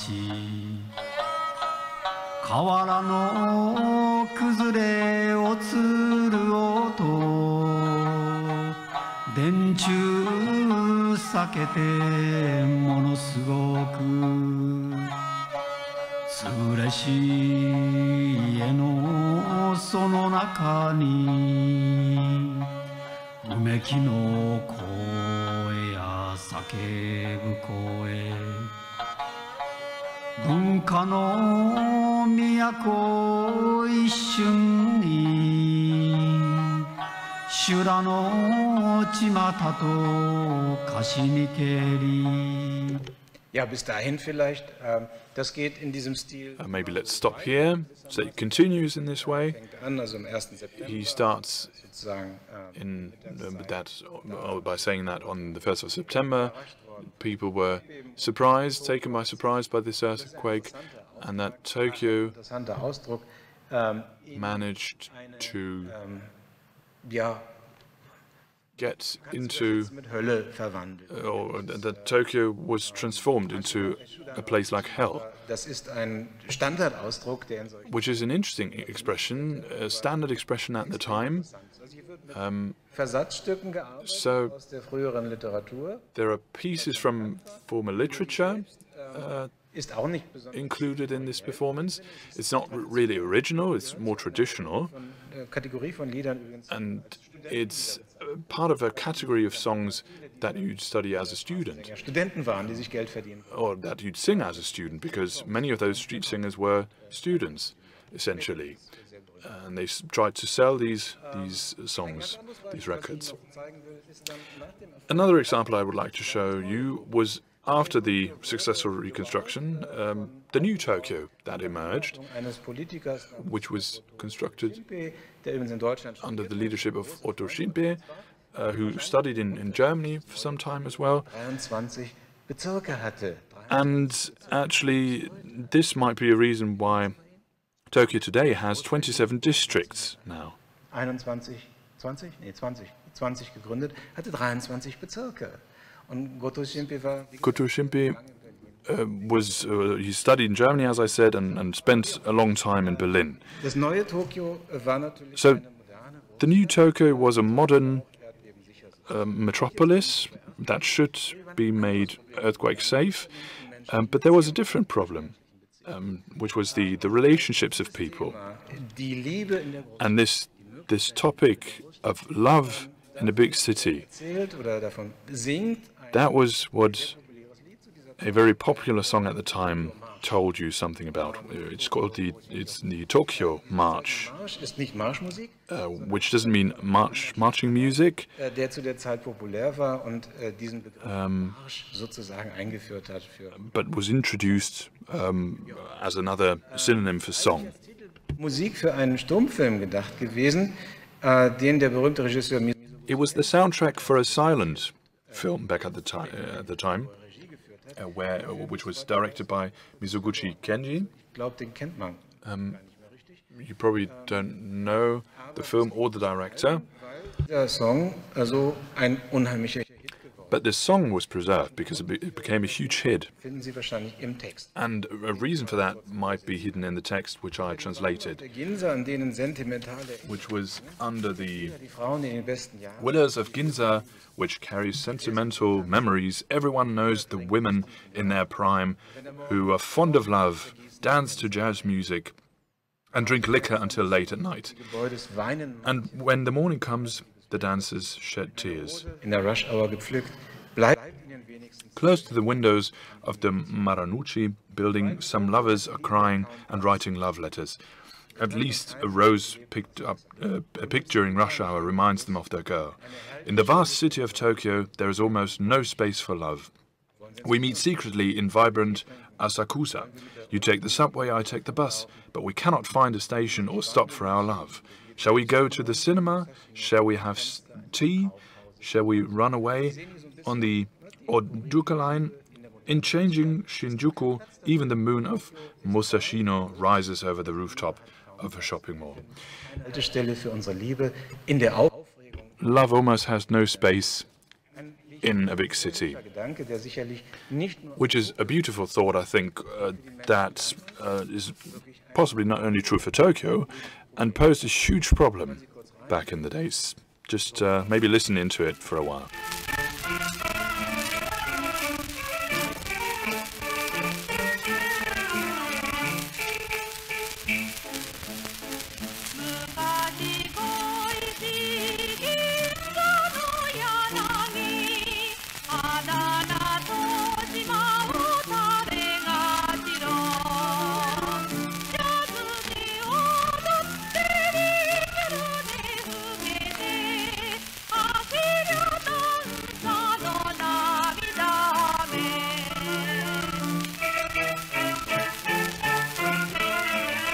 Ja, bis dahin weiter geht's leider nicht. Ich kann nur dazu sagen, meine japanische...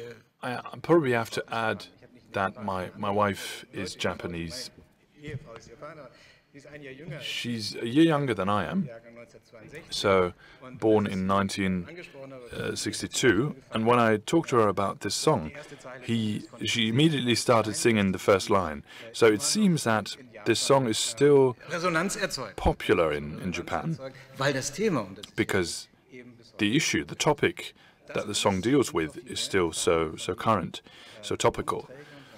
So this is one of the many things that you can learn from those records, and I'm really grateful that we were able to acquire those records, this record collection here at the University of Bonn. And I think that most of the aspects that this collection reveals haven't even been investigated. So it's a tremendous acquisition for our students, something that might seem very old-fashioned and ancient to new students, but I think, or I consider this way of listening to music and history, stories at the time, very important. Thank you very much for your attention. Ja, da wir im Anschluss noch einen Empfang im Senatssaal haben mit, ich darf schon verraten, As was already mentioned, we have Japanese food and drinks in the next room. We'd like to ask you to have the Q&A and the discussion on what we just heard, basically also in the room next door. So thank you very much, Professor Zöllner, for this beautiful presentation. I think there's a lot of still sleeping or hibernating potential theses in this collection of records there in Japan. There's a wide variety of material. That was very interesting. I didn't know that, and thank you for that. Now, I would like to present our second presenter for this evening, Professor Kikuko Kashiwagi. I would like to thank her for having said yes directly when we called her and asked her to give a presentation. We talked to the General Consulate in Düsseldorf. We thought about doing this Japan Day here at the university, and she is an ambassador. She knows the University of Bonn very well, and so we were really happy that she directly said yes, so it wasn't difficult to convince her to come here to speak. And I think it actually carries on very well the spirit of the last two presentations. Her interest is in literature, especially female authors, for example, and also about social phenomena, and with a priority on food habits. And she teaches also about intercultural and communication competencies with German as a foreign language. She was an advisor for a theater group that played German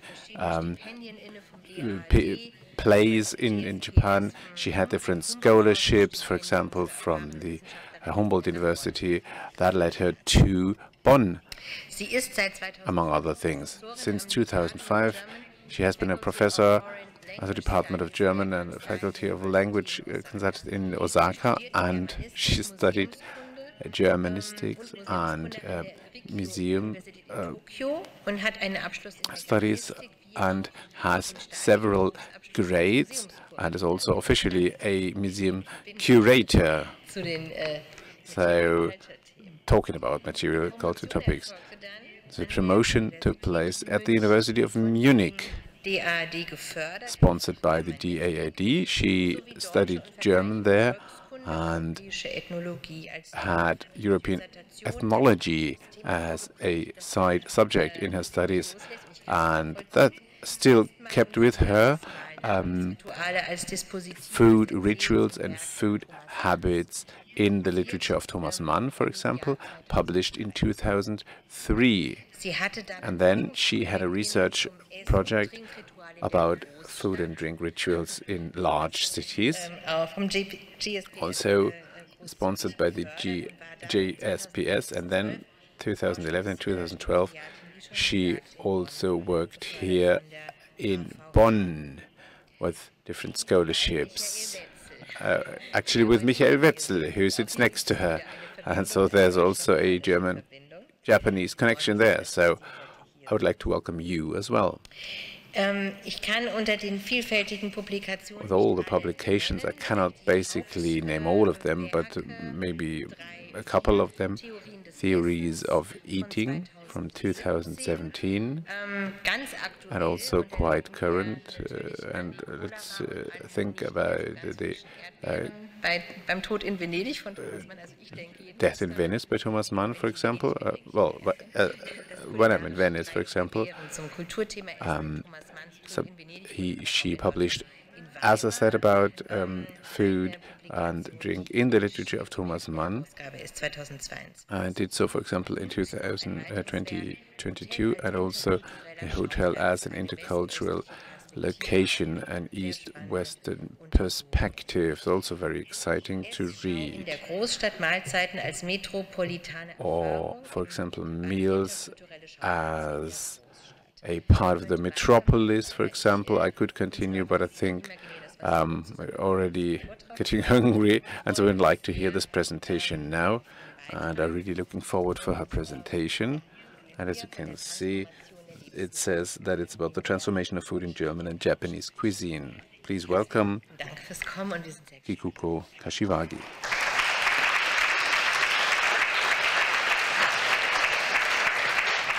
Ja, vielen herzlichen Dank für Ihre nette Thank you very much for these very warm words of welcome. Rektorin, Frau, also Professor, Entschuldigung, Professor Dr. Birgit Münch. In letzter Zeit habe ich ja so den Anfang des Semesters, also hier in Bonn, I was here in the recent weeks and saw the start of the new semester here, and what I actually witnessed is that there's always a lovely atmosphere here. I think that's due to you and your work as well, and the work of your staff. And so I'm very excited to be here. I'm very happy to be here and to give a presentation. And so, ladies and gentlemen, it is an honor for me to be here. So let's start right away. Vortragstitel, es geht die Wurst. So the title of my presentation is "It's all about the sausage." So, what would the Japanese call typical German food? Also wie Sie aus meinem Vortrags As you can see from the title of the lecture, it's all about sausage. Also Wurst and sausage and beer. Und dazu Plus fried potatoes, which, by the way, are called German potatoes in Japan. Popular sausage products in Japan, therefore, mostly have German names, such as Schauessen, or Bayern, or Berger. One of the biggest sausage producers is called Prima, which is a German word for brilliant. The variations may be not as many as in Germany, but there is now also the difference between coarse or fine, or strong or mild peppered. And the interest in spice mixtures is also on the rise. Japan's largest sausage manufacturer, Nippon Ham, has been selling a line of sausages with herbs since 1995. And the impetus for this is said to have been a training session for employees that took place in Germany. And the first product in their herb series was a light sausage with lemon and parsley.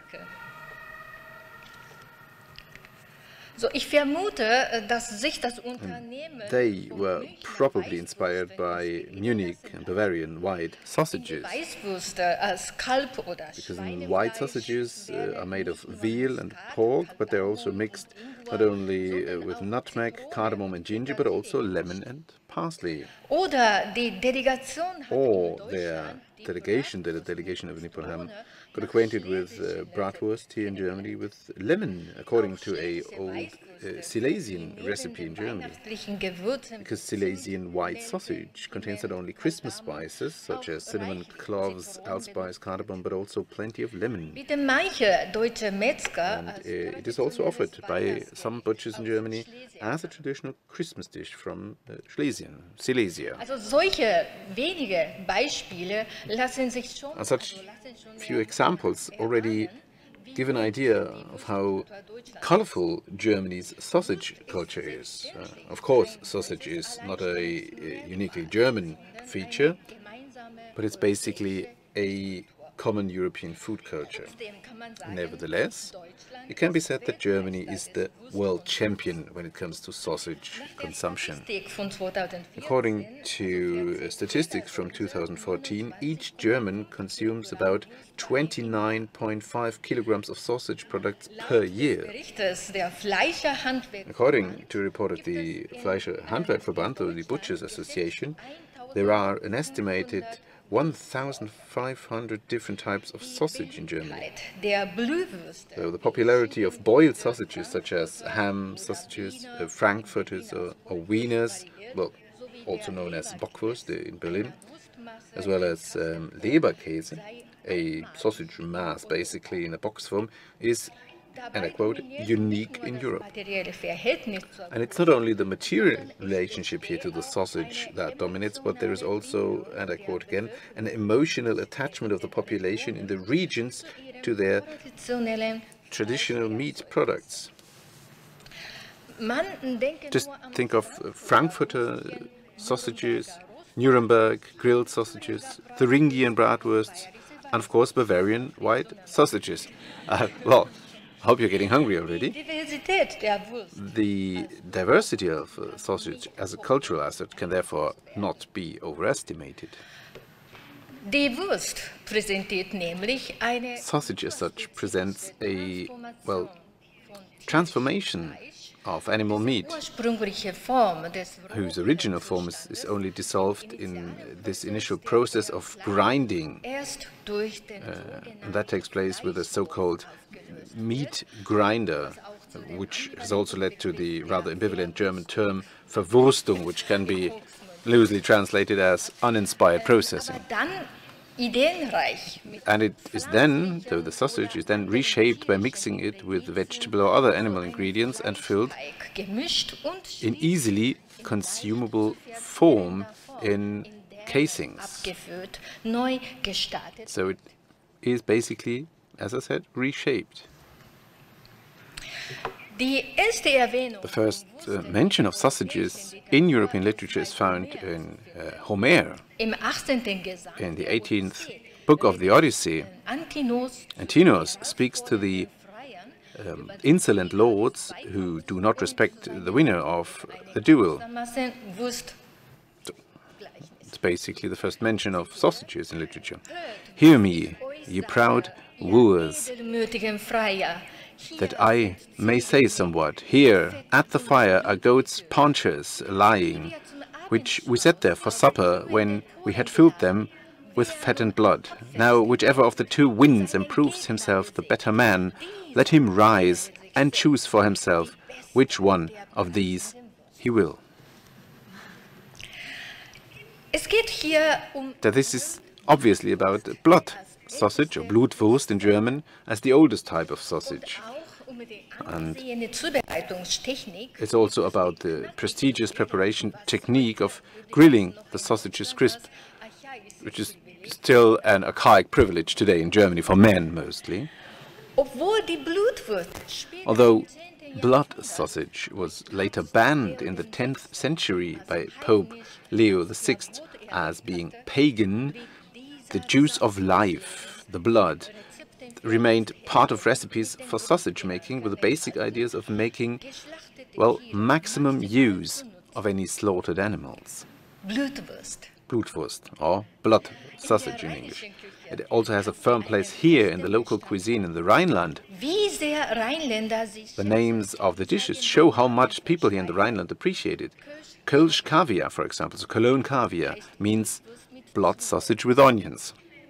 Then there's heaven and earth, or Himmel und Erd, as it is said in Cologne, namely apples and potatoes, which is a well-known dish usually accompanied by some fried black blood sausage pudding. The three elements, heaven, earth and blood, in this case, symbolize the interconnectedness of the world, and that the world is held by the forces of life.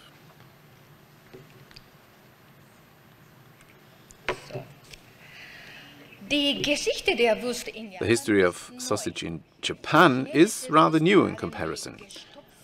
Chinese sausages, such as stuffed intestine, which were probably prepared as early as the 6th century BC, did not really interest the Japanese. The Portuguese, who were the first Europeans to land in Japan in 1543, and the Spaniards, who, together with the Portuguese, created the trade route between Japan and Macau, did not leave any literature about sausages.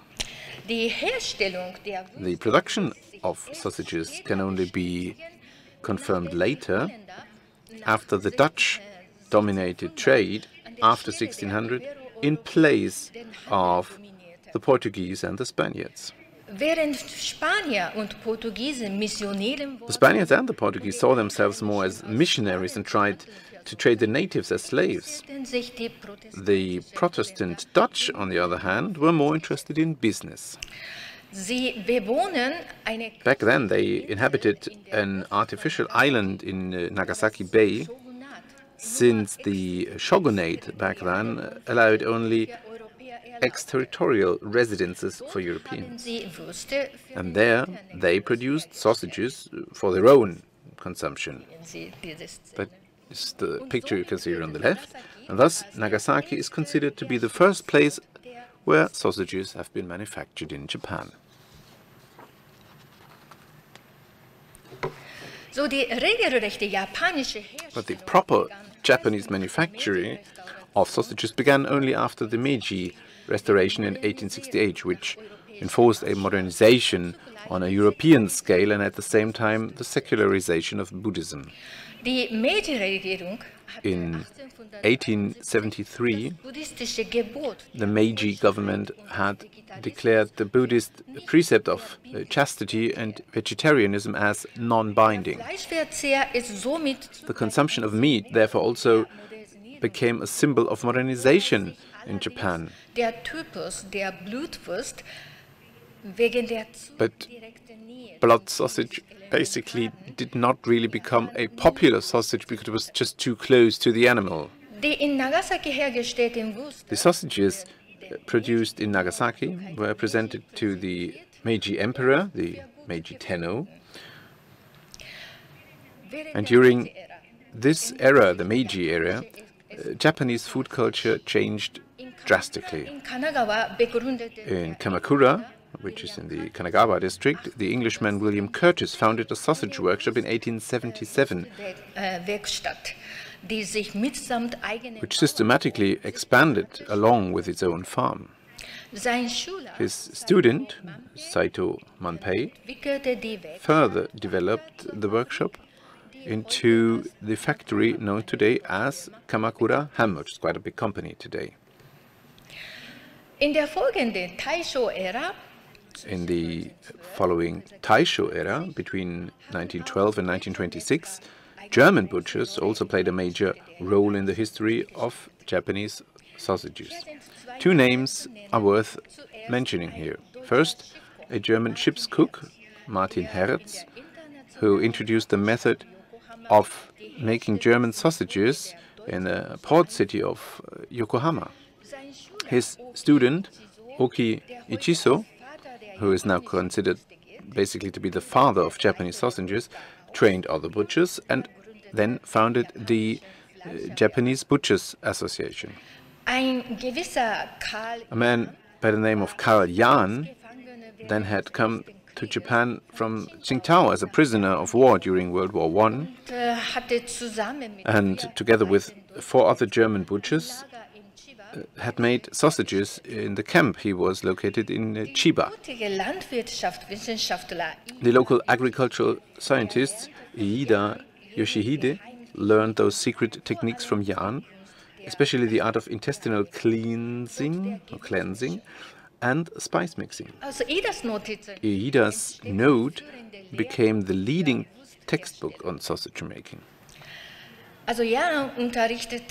Karl Jahn then taught under the direction of the Ministry of Agriculture, who had recognized sausage as a highly nutritious food. And even after the German soldiers returned home, the production in Japan continued to spread.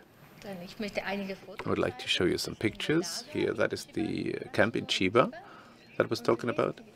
And on the right-hand side, you see Karl Jahn and Iida Yoshihide, and on the bottom left here, these people are sitting and they're drinking beer. And maybe they have eaten sausages as well.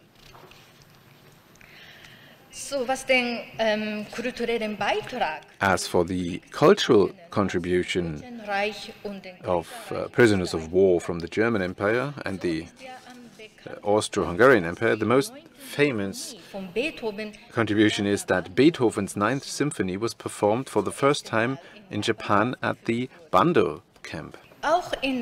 Music was also played in Narashino, sports was played, but the influence on the Japanese cuisine and the Japanese dining table, so to speak, should not be forgotten either. It's quite easy to imagine how passionate the Japanese worked to be able to make delicious sausages.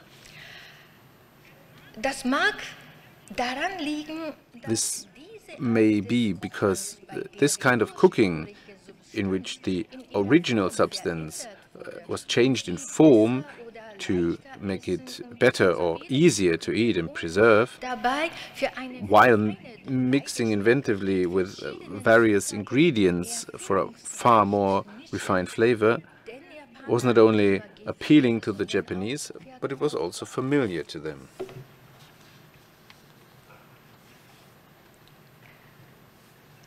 Roland Barthes' claims of Japanese cuisine in his book The Realm of Characters, he said that Japanese cuisine was less about the transformation of the raw materials. He said that the raw material is the real object of the kitchen, but Japanese food is only slightly worked in the kitchen. The food arrives at the table in its natural state, and cutting up is the only accomplishment here. End quote. But that's not true. That is a prejudice that was basically around for a long time. And Lévi-Strauss also was convinced that Japanese cuisine basically keeps its materials raw and does not use mixtures such as the French do or the Chinese do. And he compared this to the purity claim of the Japanese music industry, for example, back then. But there is a long tradition and high art in Japan of transforming food, for example, in the form of hybridization, fermentation, and refinement. And in this sense, there is also a comparable food in Japan, which, just like sausages in Germany, is rich in variation and is regionally identity-forming.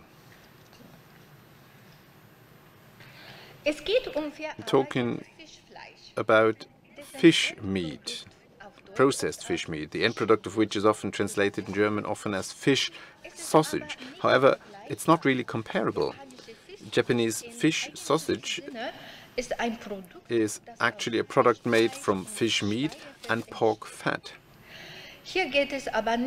But here we are not talking about fish sausage, but kamaboko, if you try to use the original name. The usual method for making kamaboko is to grind the fish meat and soak it in water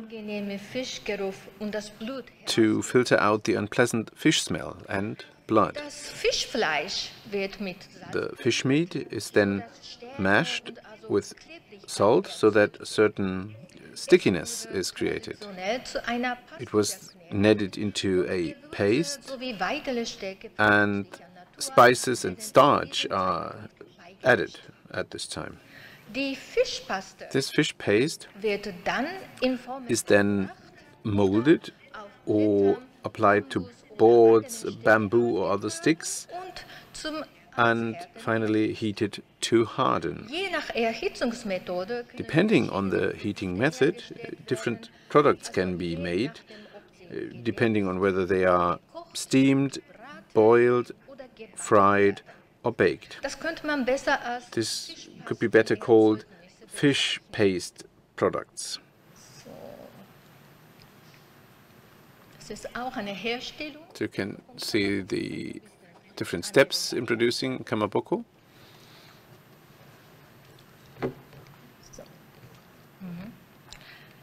Kamaboko is basically a generic term for such fish pastes of various kinds, but at the same time means a semi-cylindrical loaf on a wooden board. So that is one of the best known varieties of kamaboko, as you can see here, for example. So, etwas etymologisch. Der Name Kamaboko. The name kamaboko is a composite term, namely Kammer, which is the broad-leaved bulrush, and Hoko, which means spear. It refers to its original form when the fish paste was wrapped around a skewer like a bulrush or a spear and heated to look like a spear.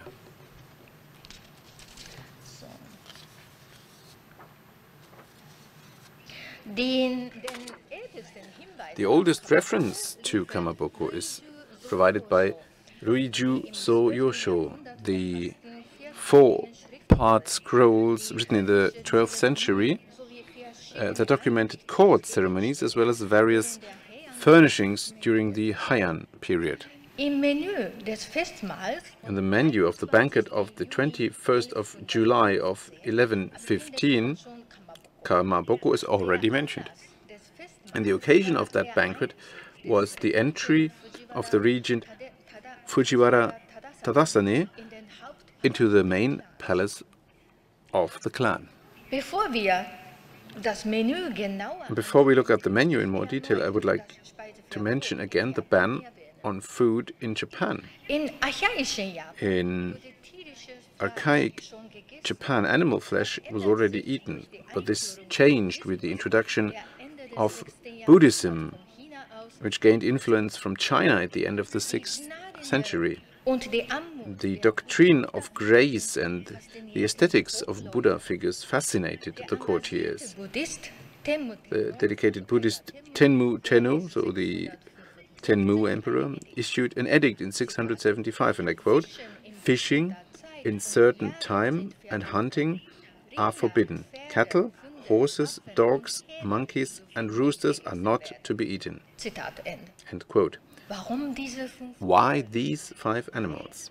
Because cattle, for example, are used for farming, horses for driving, dogs keep watch, roosters let people know the time, and monkeys are just too similar to humans. The ban, however, was really only in the rice-growing period, because it was believed that purity would ensure a better harvest. The meat was eaten less, but it was still eaten. Half a century later, under the government of the devout Buddhist Gensho Tenno, so Emperor Gensho, the ban was enforced more consistently, because she demanded that all animals should die a natural death. The new Buddhist ethic gave meat eaters an evil reputation. But it was just not possible to give up meat altogether, and as a compromise, meat from birds was allowed for consumption because birds were not entirely animal, as were fish, which had always been exempt from this taboo.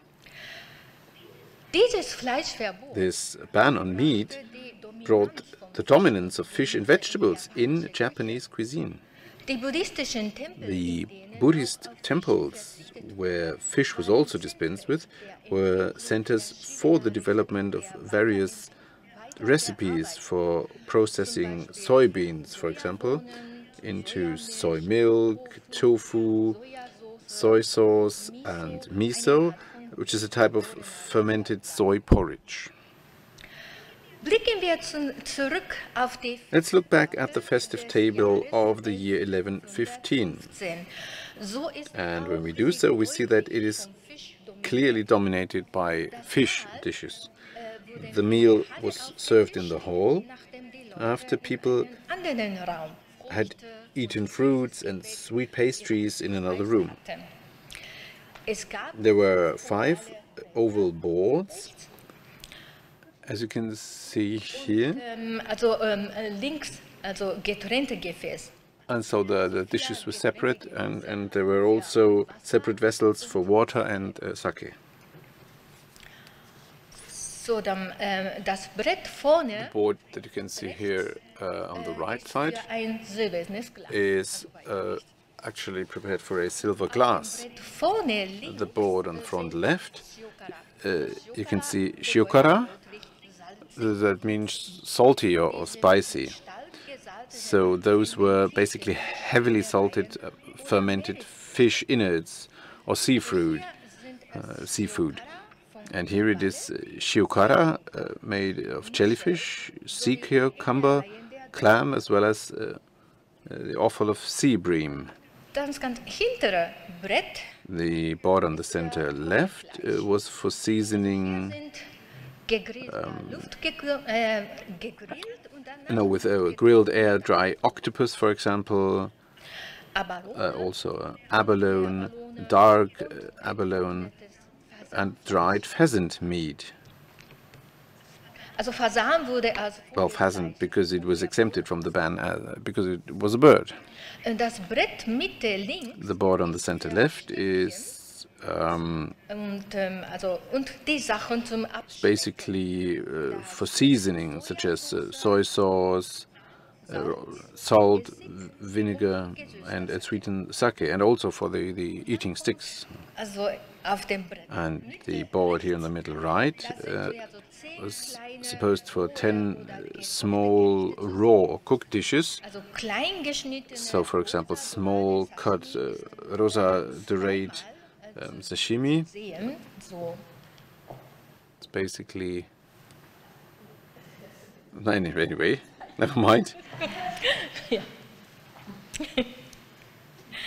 Ja.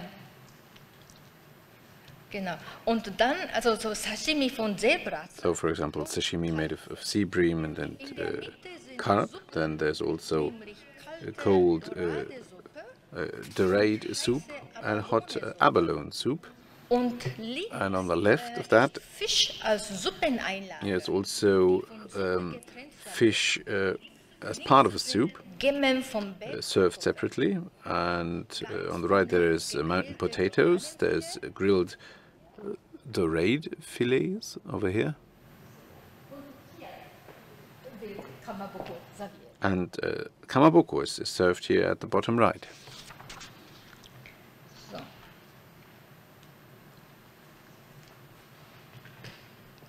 Die Schriftrollen The scrolls Ruijo Suyosho were later studied as important documents, and information from other sources was added as commentary. And in this way, the new edition was published with more pictures in the Edo period in the 17th century. And there the board for the fish looked like this. There's also kamaboko here.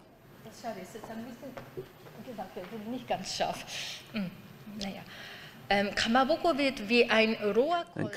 is drawn here like a bulrush or a spear, and at the end of the skewer is a paper handle to keep fingers clean. And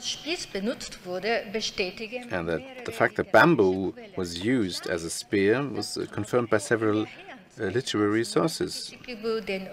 What is clear is that by the Heian period, when Murasaki Shikibu wrote the novel about Prince Genji, and Seishonagon wrote witty essays, kamaboko had become established as part of the festive meal and was served up in the grand banquet of 1115. In 1983, the Kamaboko Association of Japan established November 15 as official Kamaboko Day in honor of this year.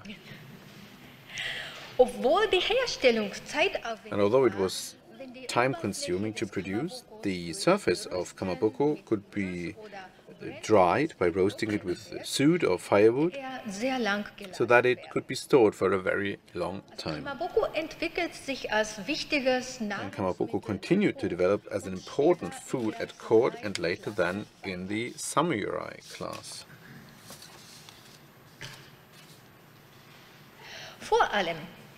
Above all, the changes in the Asuchi Momoyama period in 1573 to 1603 led to the wealth of present-day kamaboko. During this period, the unification of Japan was promoted by the warriors Oda Nobunaga and Toyotomi Hideyoshi. and the economy changed from a regional economy to a nationwide economy.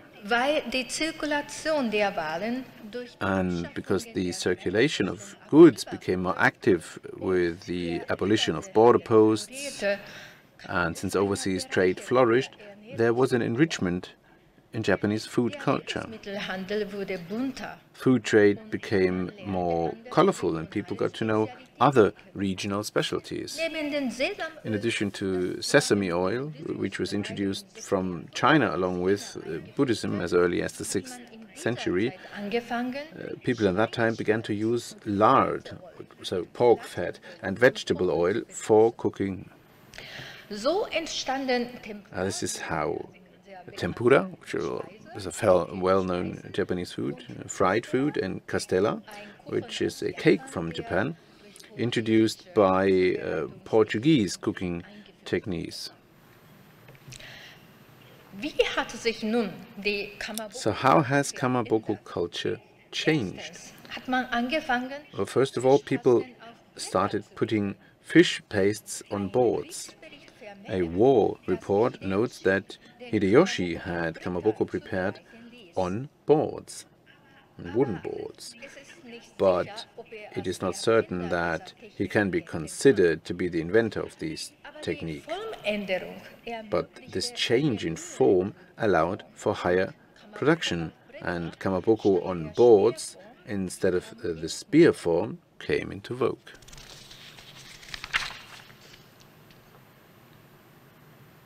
Let's just have a quick look at this picture from the Edo era, which is a kamaboko workshop. Here you can see that a shark is dismembered. The head, the intestines and its fins are removed. The meat is then finely chopped with knives, as here to see in the background. We're using 2 knives for that, and it's pounded in a mortar and mixed with salt, as you can see over here.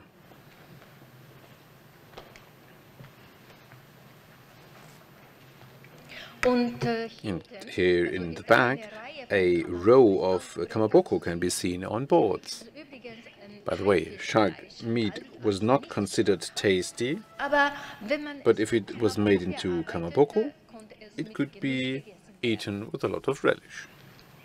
The second change was deep frying, and further in the subsequent Edo period, steam technology developed. The more advanced heating methods back then laid the foundation for the various types of kamaboko that exist today. So fish paste was not just steamed or grilled, but also boiled, steamed and grilled, and deep fried. Der feierliche Charakter, den Kamaboko in der Heian-Zeit besaß, the festive character that kamaboko had in the Heian period is still existing today. The half-cylinder-shaped kamabokos in red and white also play an important role in festival food rituals. So, for example, it is a must that kamaboko occupy a prominent position in osechi, the traditional bento boxes served in every Japanese household on New Year's Day. A special feature here would be to play with the colorings, mixing white kamaboko with pink kamaboko.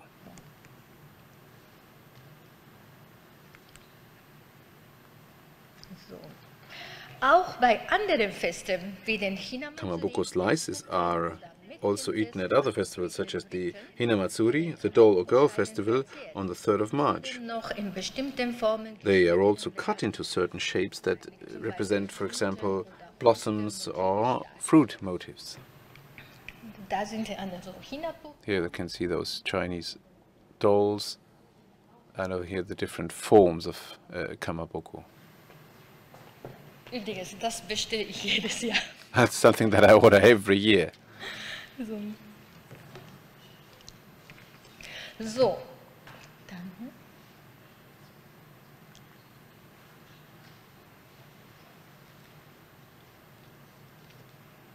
so, um generell eine festliche Stimmung herzustellen, gibt es auch besonders erlesene. And there is also very exquisite kamaboko, for example, for important festivities. And there are no limits to the playful use of the material so that small fish or crane figures can be formed, but also fish like dorades, for example. Here you see the different forms and animal shapes.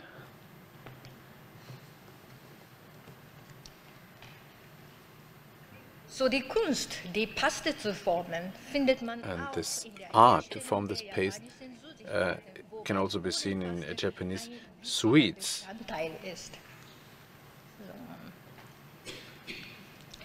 So. Rote Azuki-Bohnen, dunkle We have Sojabohnen, red derleihen der and Paste ihre dark beans, which give their color to that, and white beans together with other colorants make it possible to have other colors as well. Lilien oder Bergkartoffeln als And together with potatoes and potato starch, it is mixed in many cases to make it possible to create it into different fantasy figures, and so it can basically transform into little pieces of art. So you have rice as well, are used as a dough here in order to give a certain stickiness and consistency to that paste. Or just to be rather decorative, as you can see here, right in the middle. Momisi und also die anderen Blätter sind von der Gyuhi.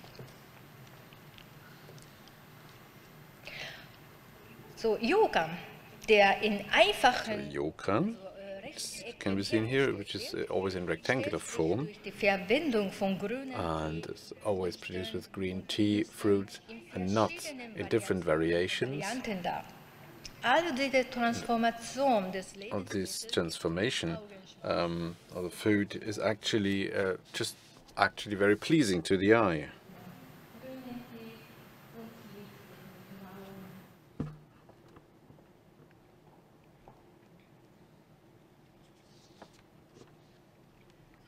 So in diesem Sinne, also behauptet der als Gourmet bekannte Schriftsteller Tanizaki Junichiro, dass die We have a famous author who says that Japanese cuisine is basically turning the shade into the basic color and has a interconnectedness with dark colors. Als Beispiel, as an example, das Argument von Natsume Soseki, he quoted Natsume Soseki, des Yokans gepriesen, who praised the dark colors of Sosan back then. And Soseki also observed with pleasure the red kamabokos that were sold a lot back then. In his novel Bocham, German title The Fool from Tokyo, kamaboko was mentioned regularly. And the protagonist is not happy with his life in the countryside and makes fun of the bad kamaboko that is produced in the province.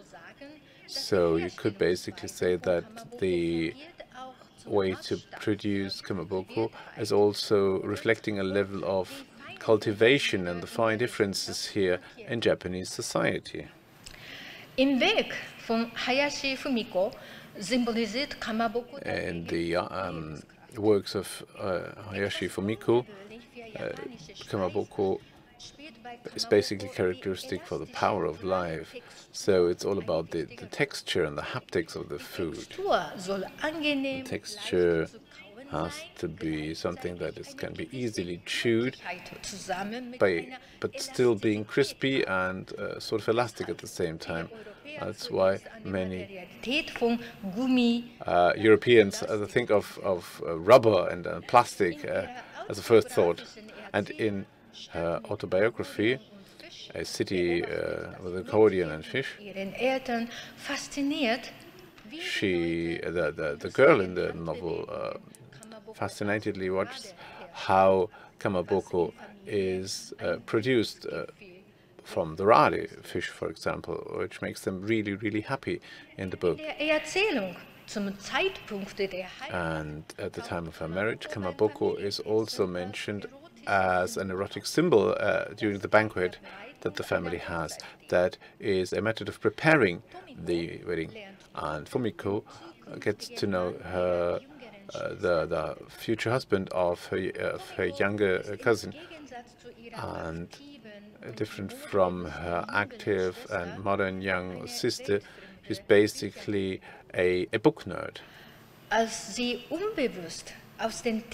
When she eats from the future husband of her future brother-in-law and doesn't really realize it, and is eating kamaboko, and this is basically the first time her interest in a man is basically awoken. And so kamaboko represents Fumiko's newly awakened confidence and consciousness here. As reflects that kamaboko also has a ritual importance during festivities, which we also know from many different religious food rituals all around the world.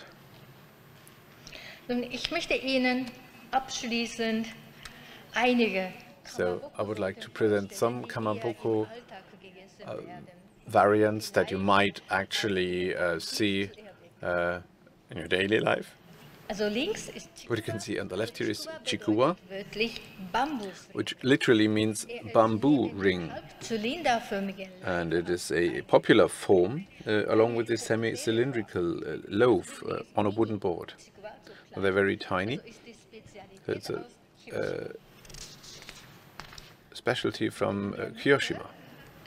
And right here in the middle is Sasakamaboko, which comes from Sendai. And Sendai was the headquarters or the main land of the samurai clan Dati, which was very powerful in the 17th century. And in order to promote the consumption of fish even in Sendai, which is a city far from the sea, a lot of kamaboko was produced. So kamaboko in the shape of a bamboo leaf, the family crest of the Dati clan, is very, very famous. And here on the right, you can see kombumaki kamaboko.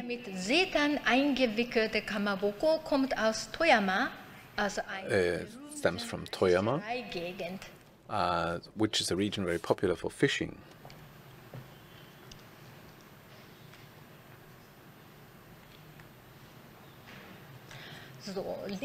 Then here you can see hanpen,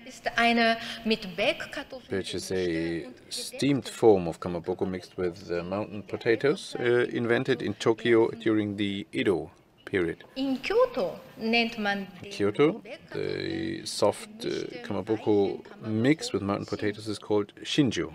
And in this old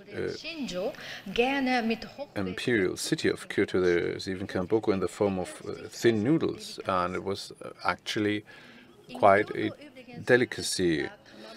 And this kamaboko in the form of thin noodles is called fish somen. And the popular fish that is used in Japan for kamaboko is white fish, such as sea salmon, brass, for example. And there's many other different kinds of fish, depending on their color. You also have kamaboko, for example, here in the Kurohampan from Shizuoka, depending on the color of the fish. In the south and in the west, fried kamaboko is very popular.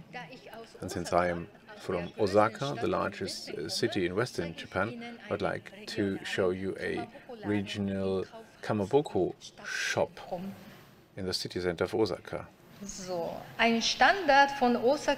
What's quite typical for Osaka is kamaboko in the form here of these plum cakes.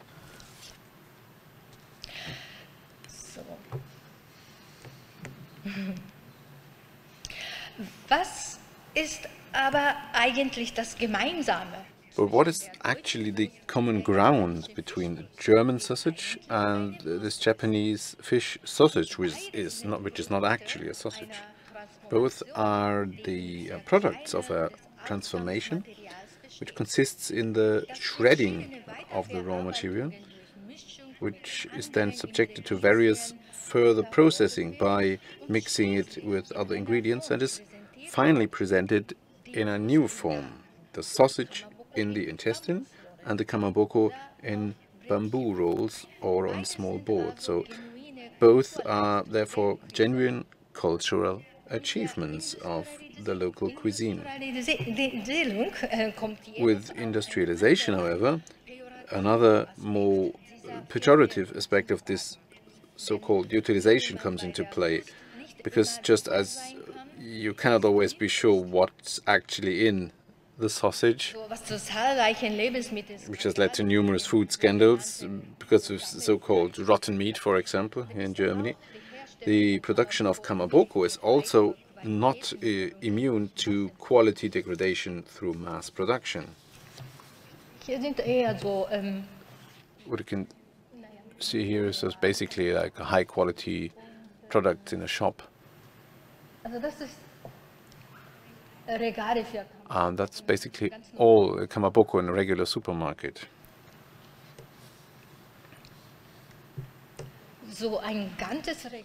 Such a whole shelf full of different variants of kamaboko, such as in Osaka, also fried kamaboko, for example. We have the different forms of hanpen, for example, here. Can also be found here. And that on the top right here, that's more like a standard form of kamaboko.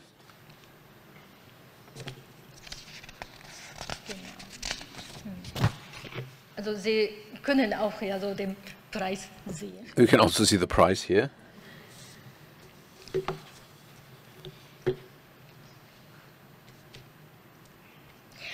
A term also known in Germany is surimi. This is in Japan. This is actually also a product of refinement of grated fish meat, which has now become a synonym for a surrogate, if not for fake, if the ingredients are inferior. So let's have a look back here. That is fried kamaboko. So when it's all about the sausage, it's basically a German pun which aims at describing competition, for example. It's ultimately, let's say, about trust. So trust in the quality of the producers, because it's, after all, in their hands whether the product of a, as it often said in Germany today, pleasure craftsman gives the highest pleasure, or simply a product that satisfies hunger. The secret lies in the recipe, which both in Germany as in Japan is often preserved like an alchemy formula by producers with a great tradition, and this in turn shows that the, let's say, gastrosophic art consists in the enhancement of culture and not in the preservation of the state of nature. Because the history of Japanese cuisine also shows that there is a transformation from the raw material to fried or cooked food, and it's basically the last step in culinary cuisine. It is molecular cuisine as well. So thank you very much for your attention.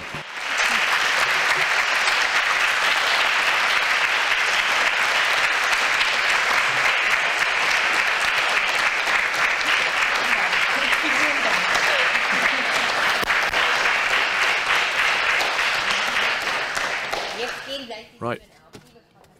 The doors will be open. Thank you very much, Ms. Kashiwagi. That was a wonderful presentation. So thank you again. And the doors will open for our reception.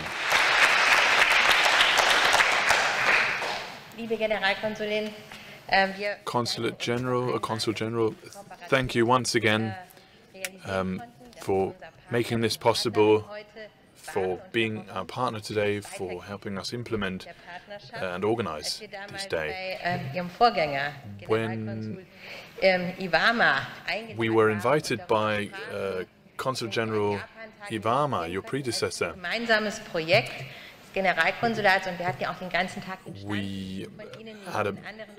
we could see a booth that you organized, and we had the idea back then that we should do this another time, organize it at a more fitting time in the year of the Japanese calendar. So that wasn't possible, unfortunately, but I hope that you will join us for our reception in the adjacent room. Thank you again to all guests and to all presenters today, to all speakers.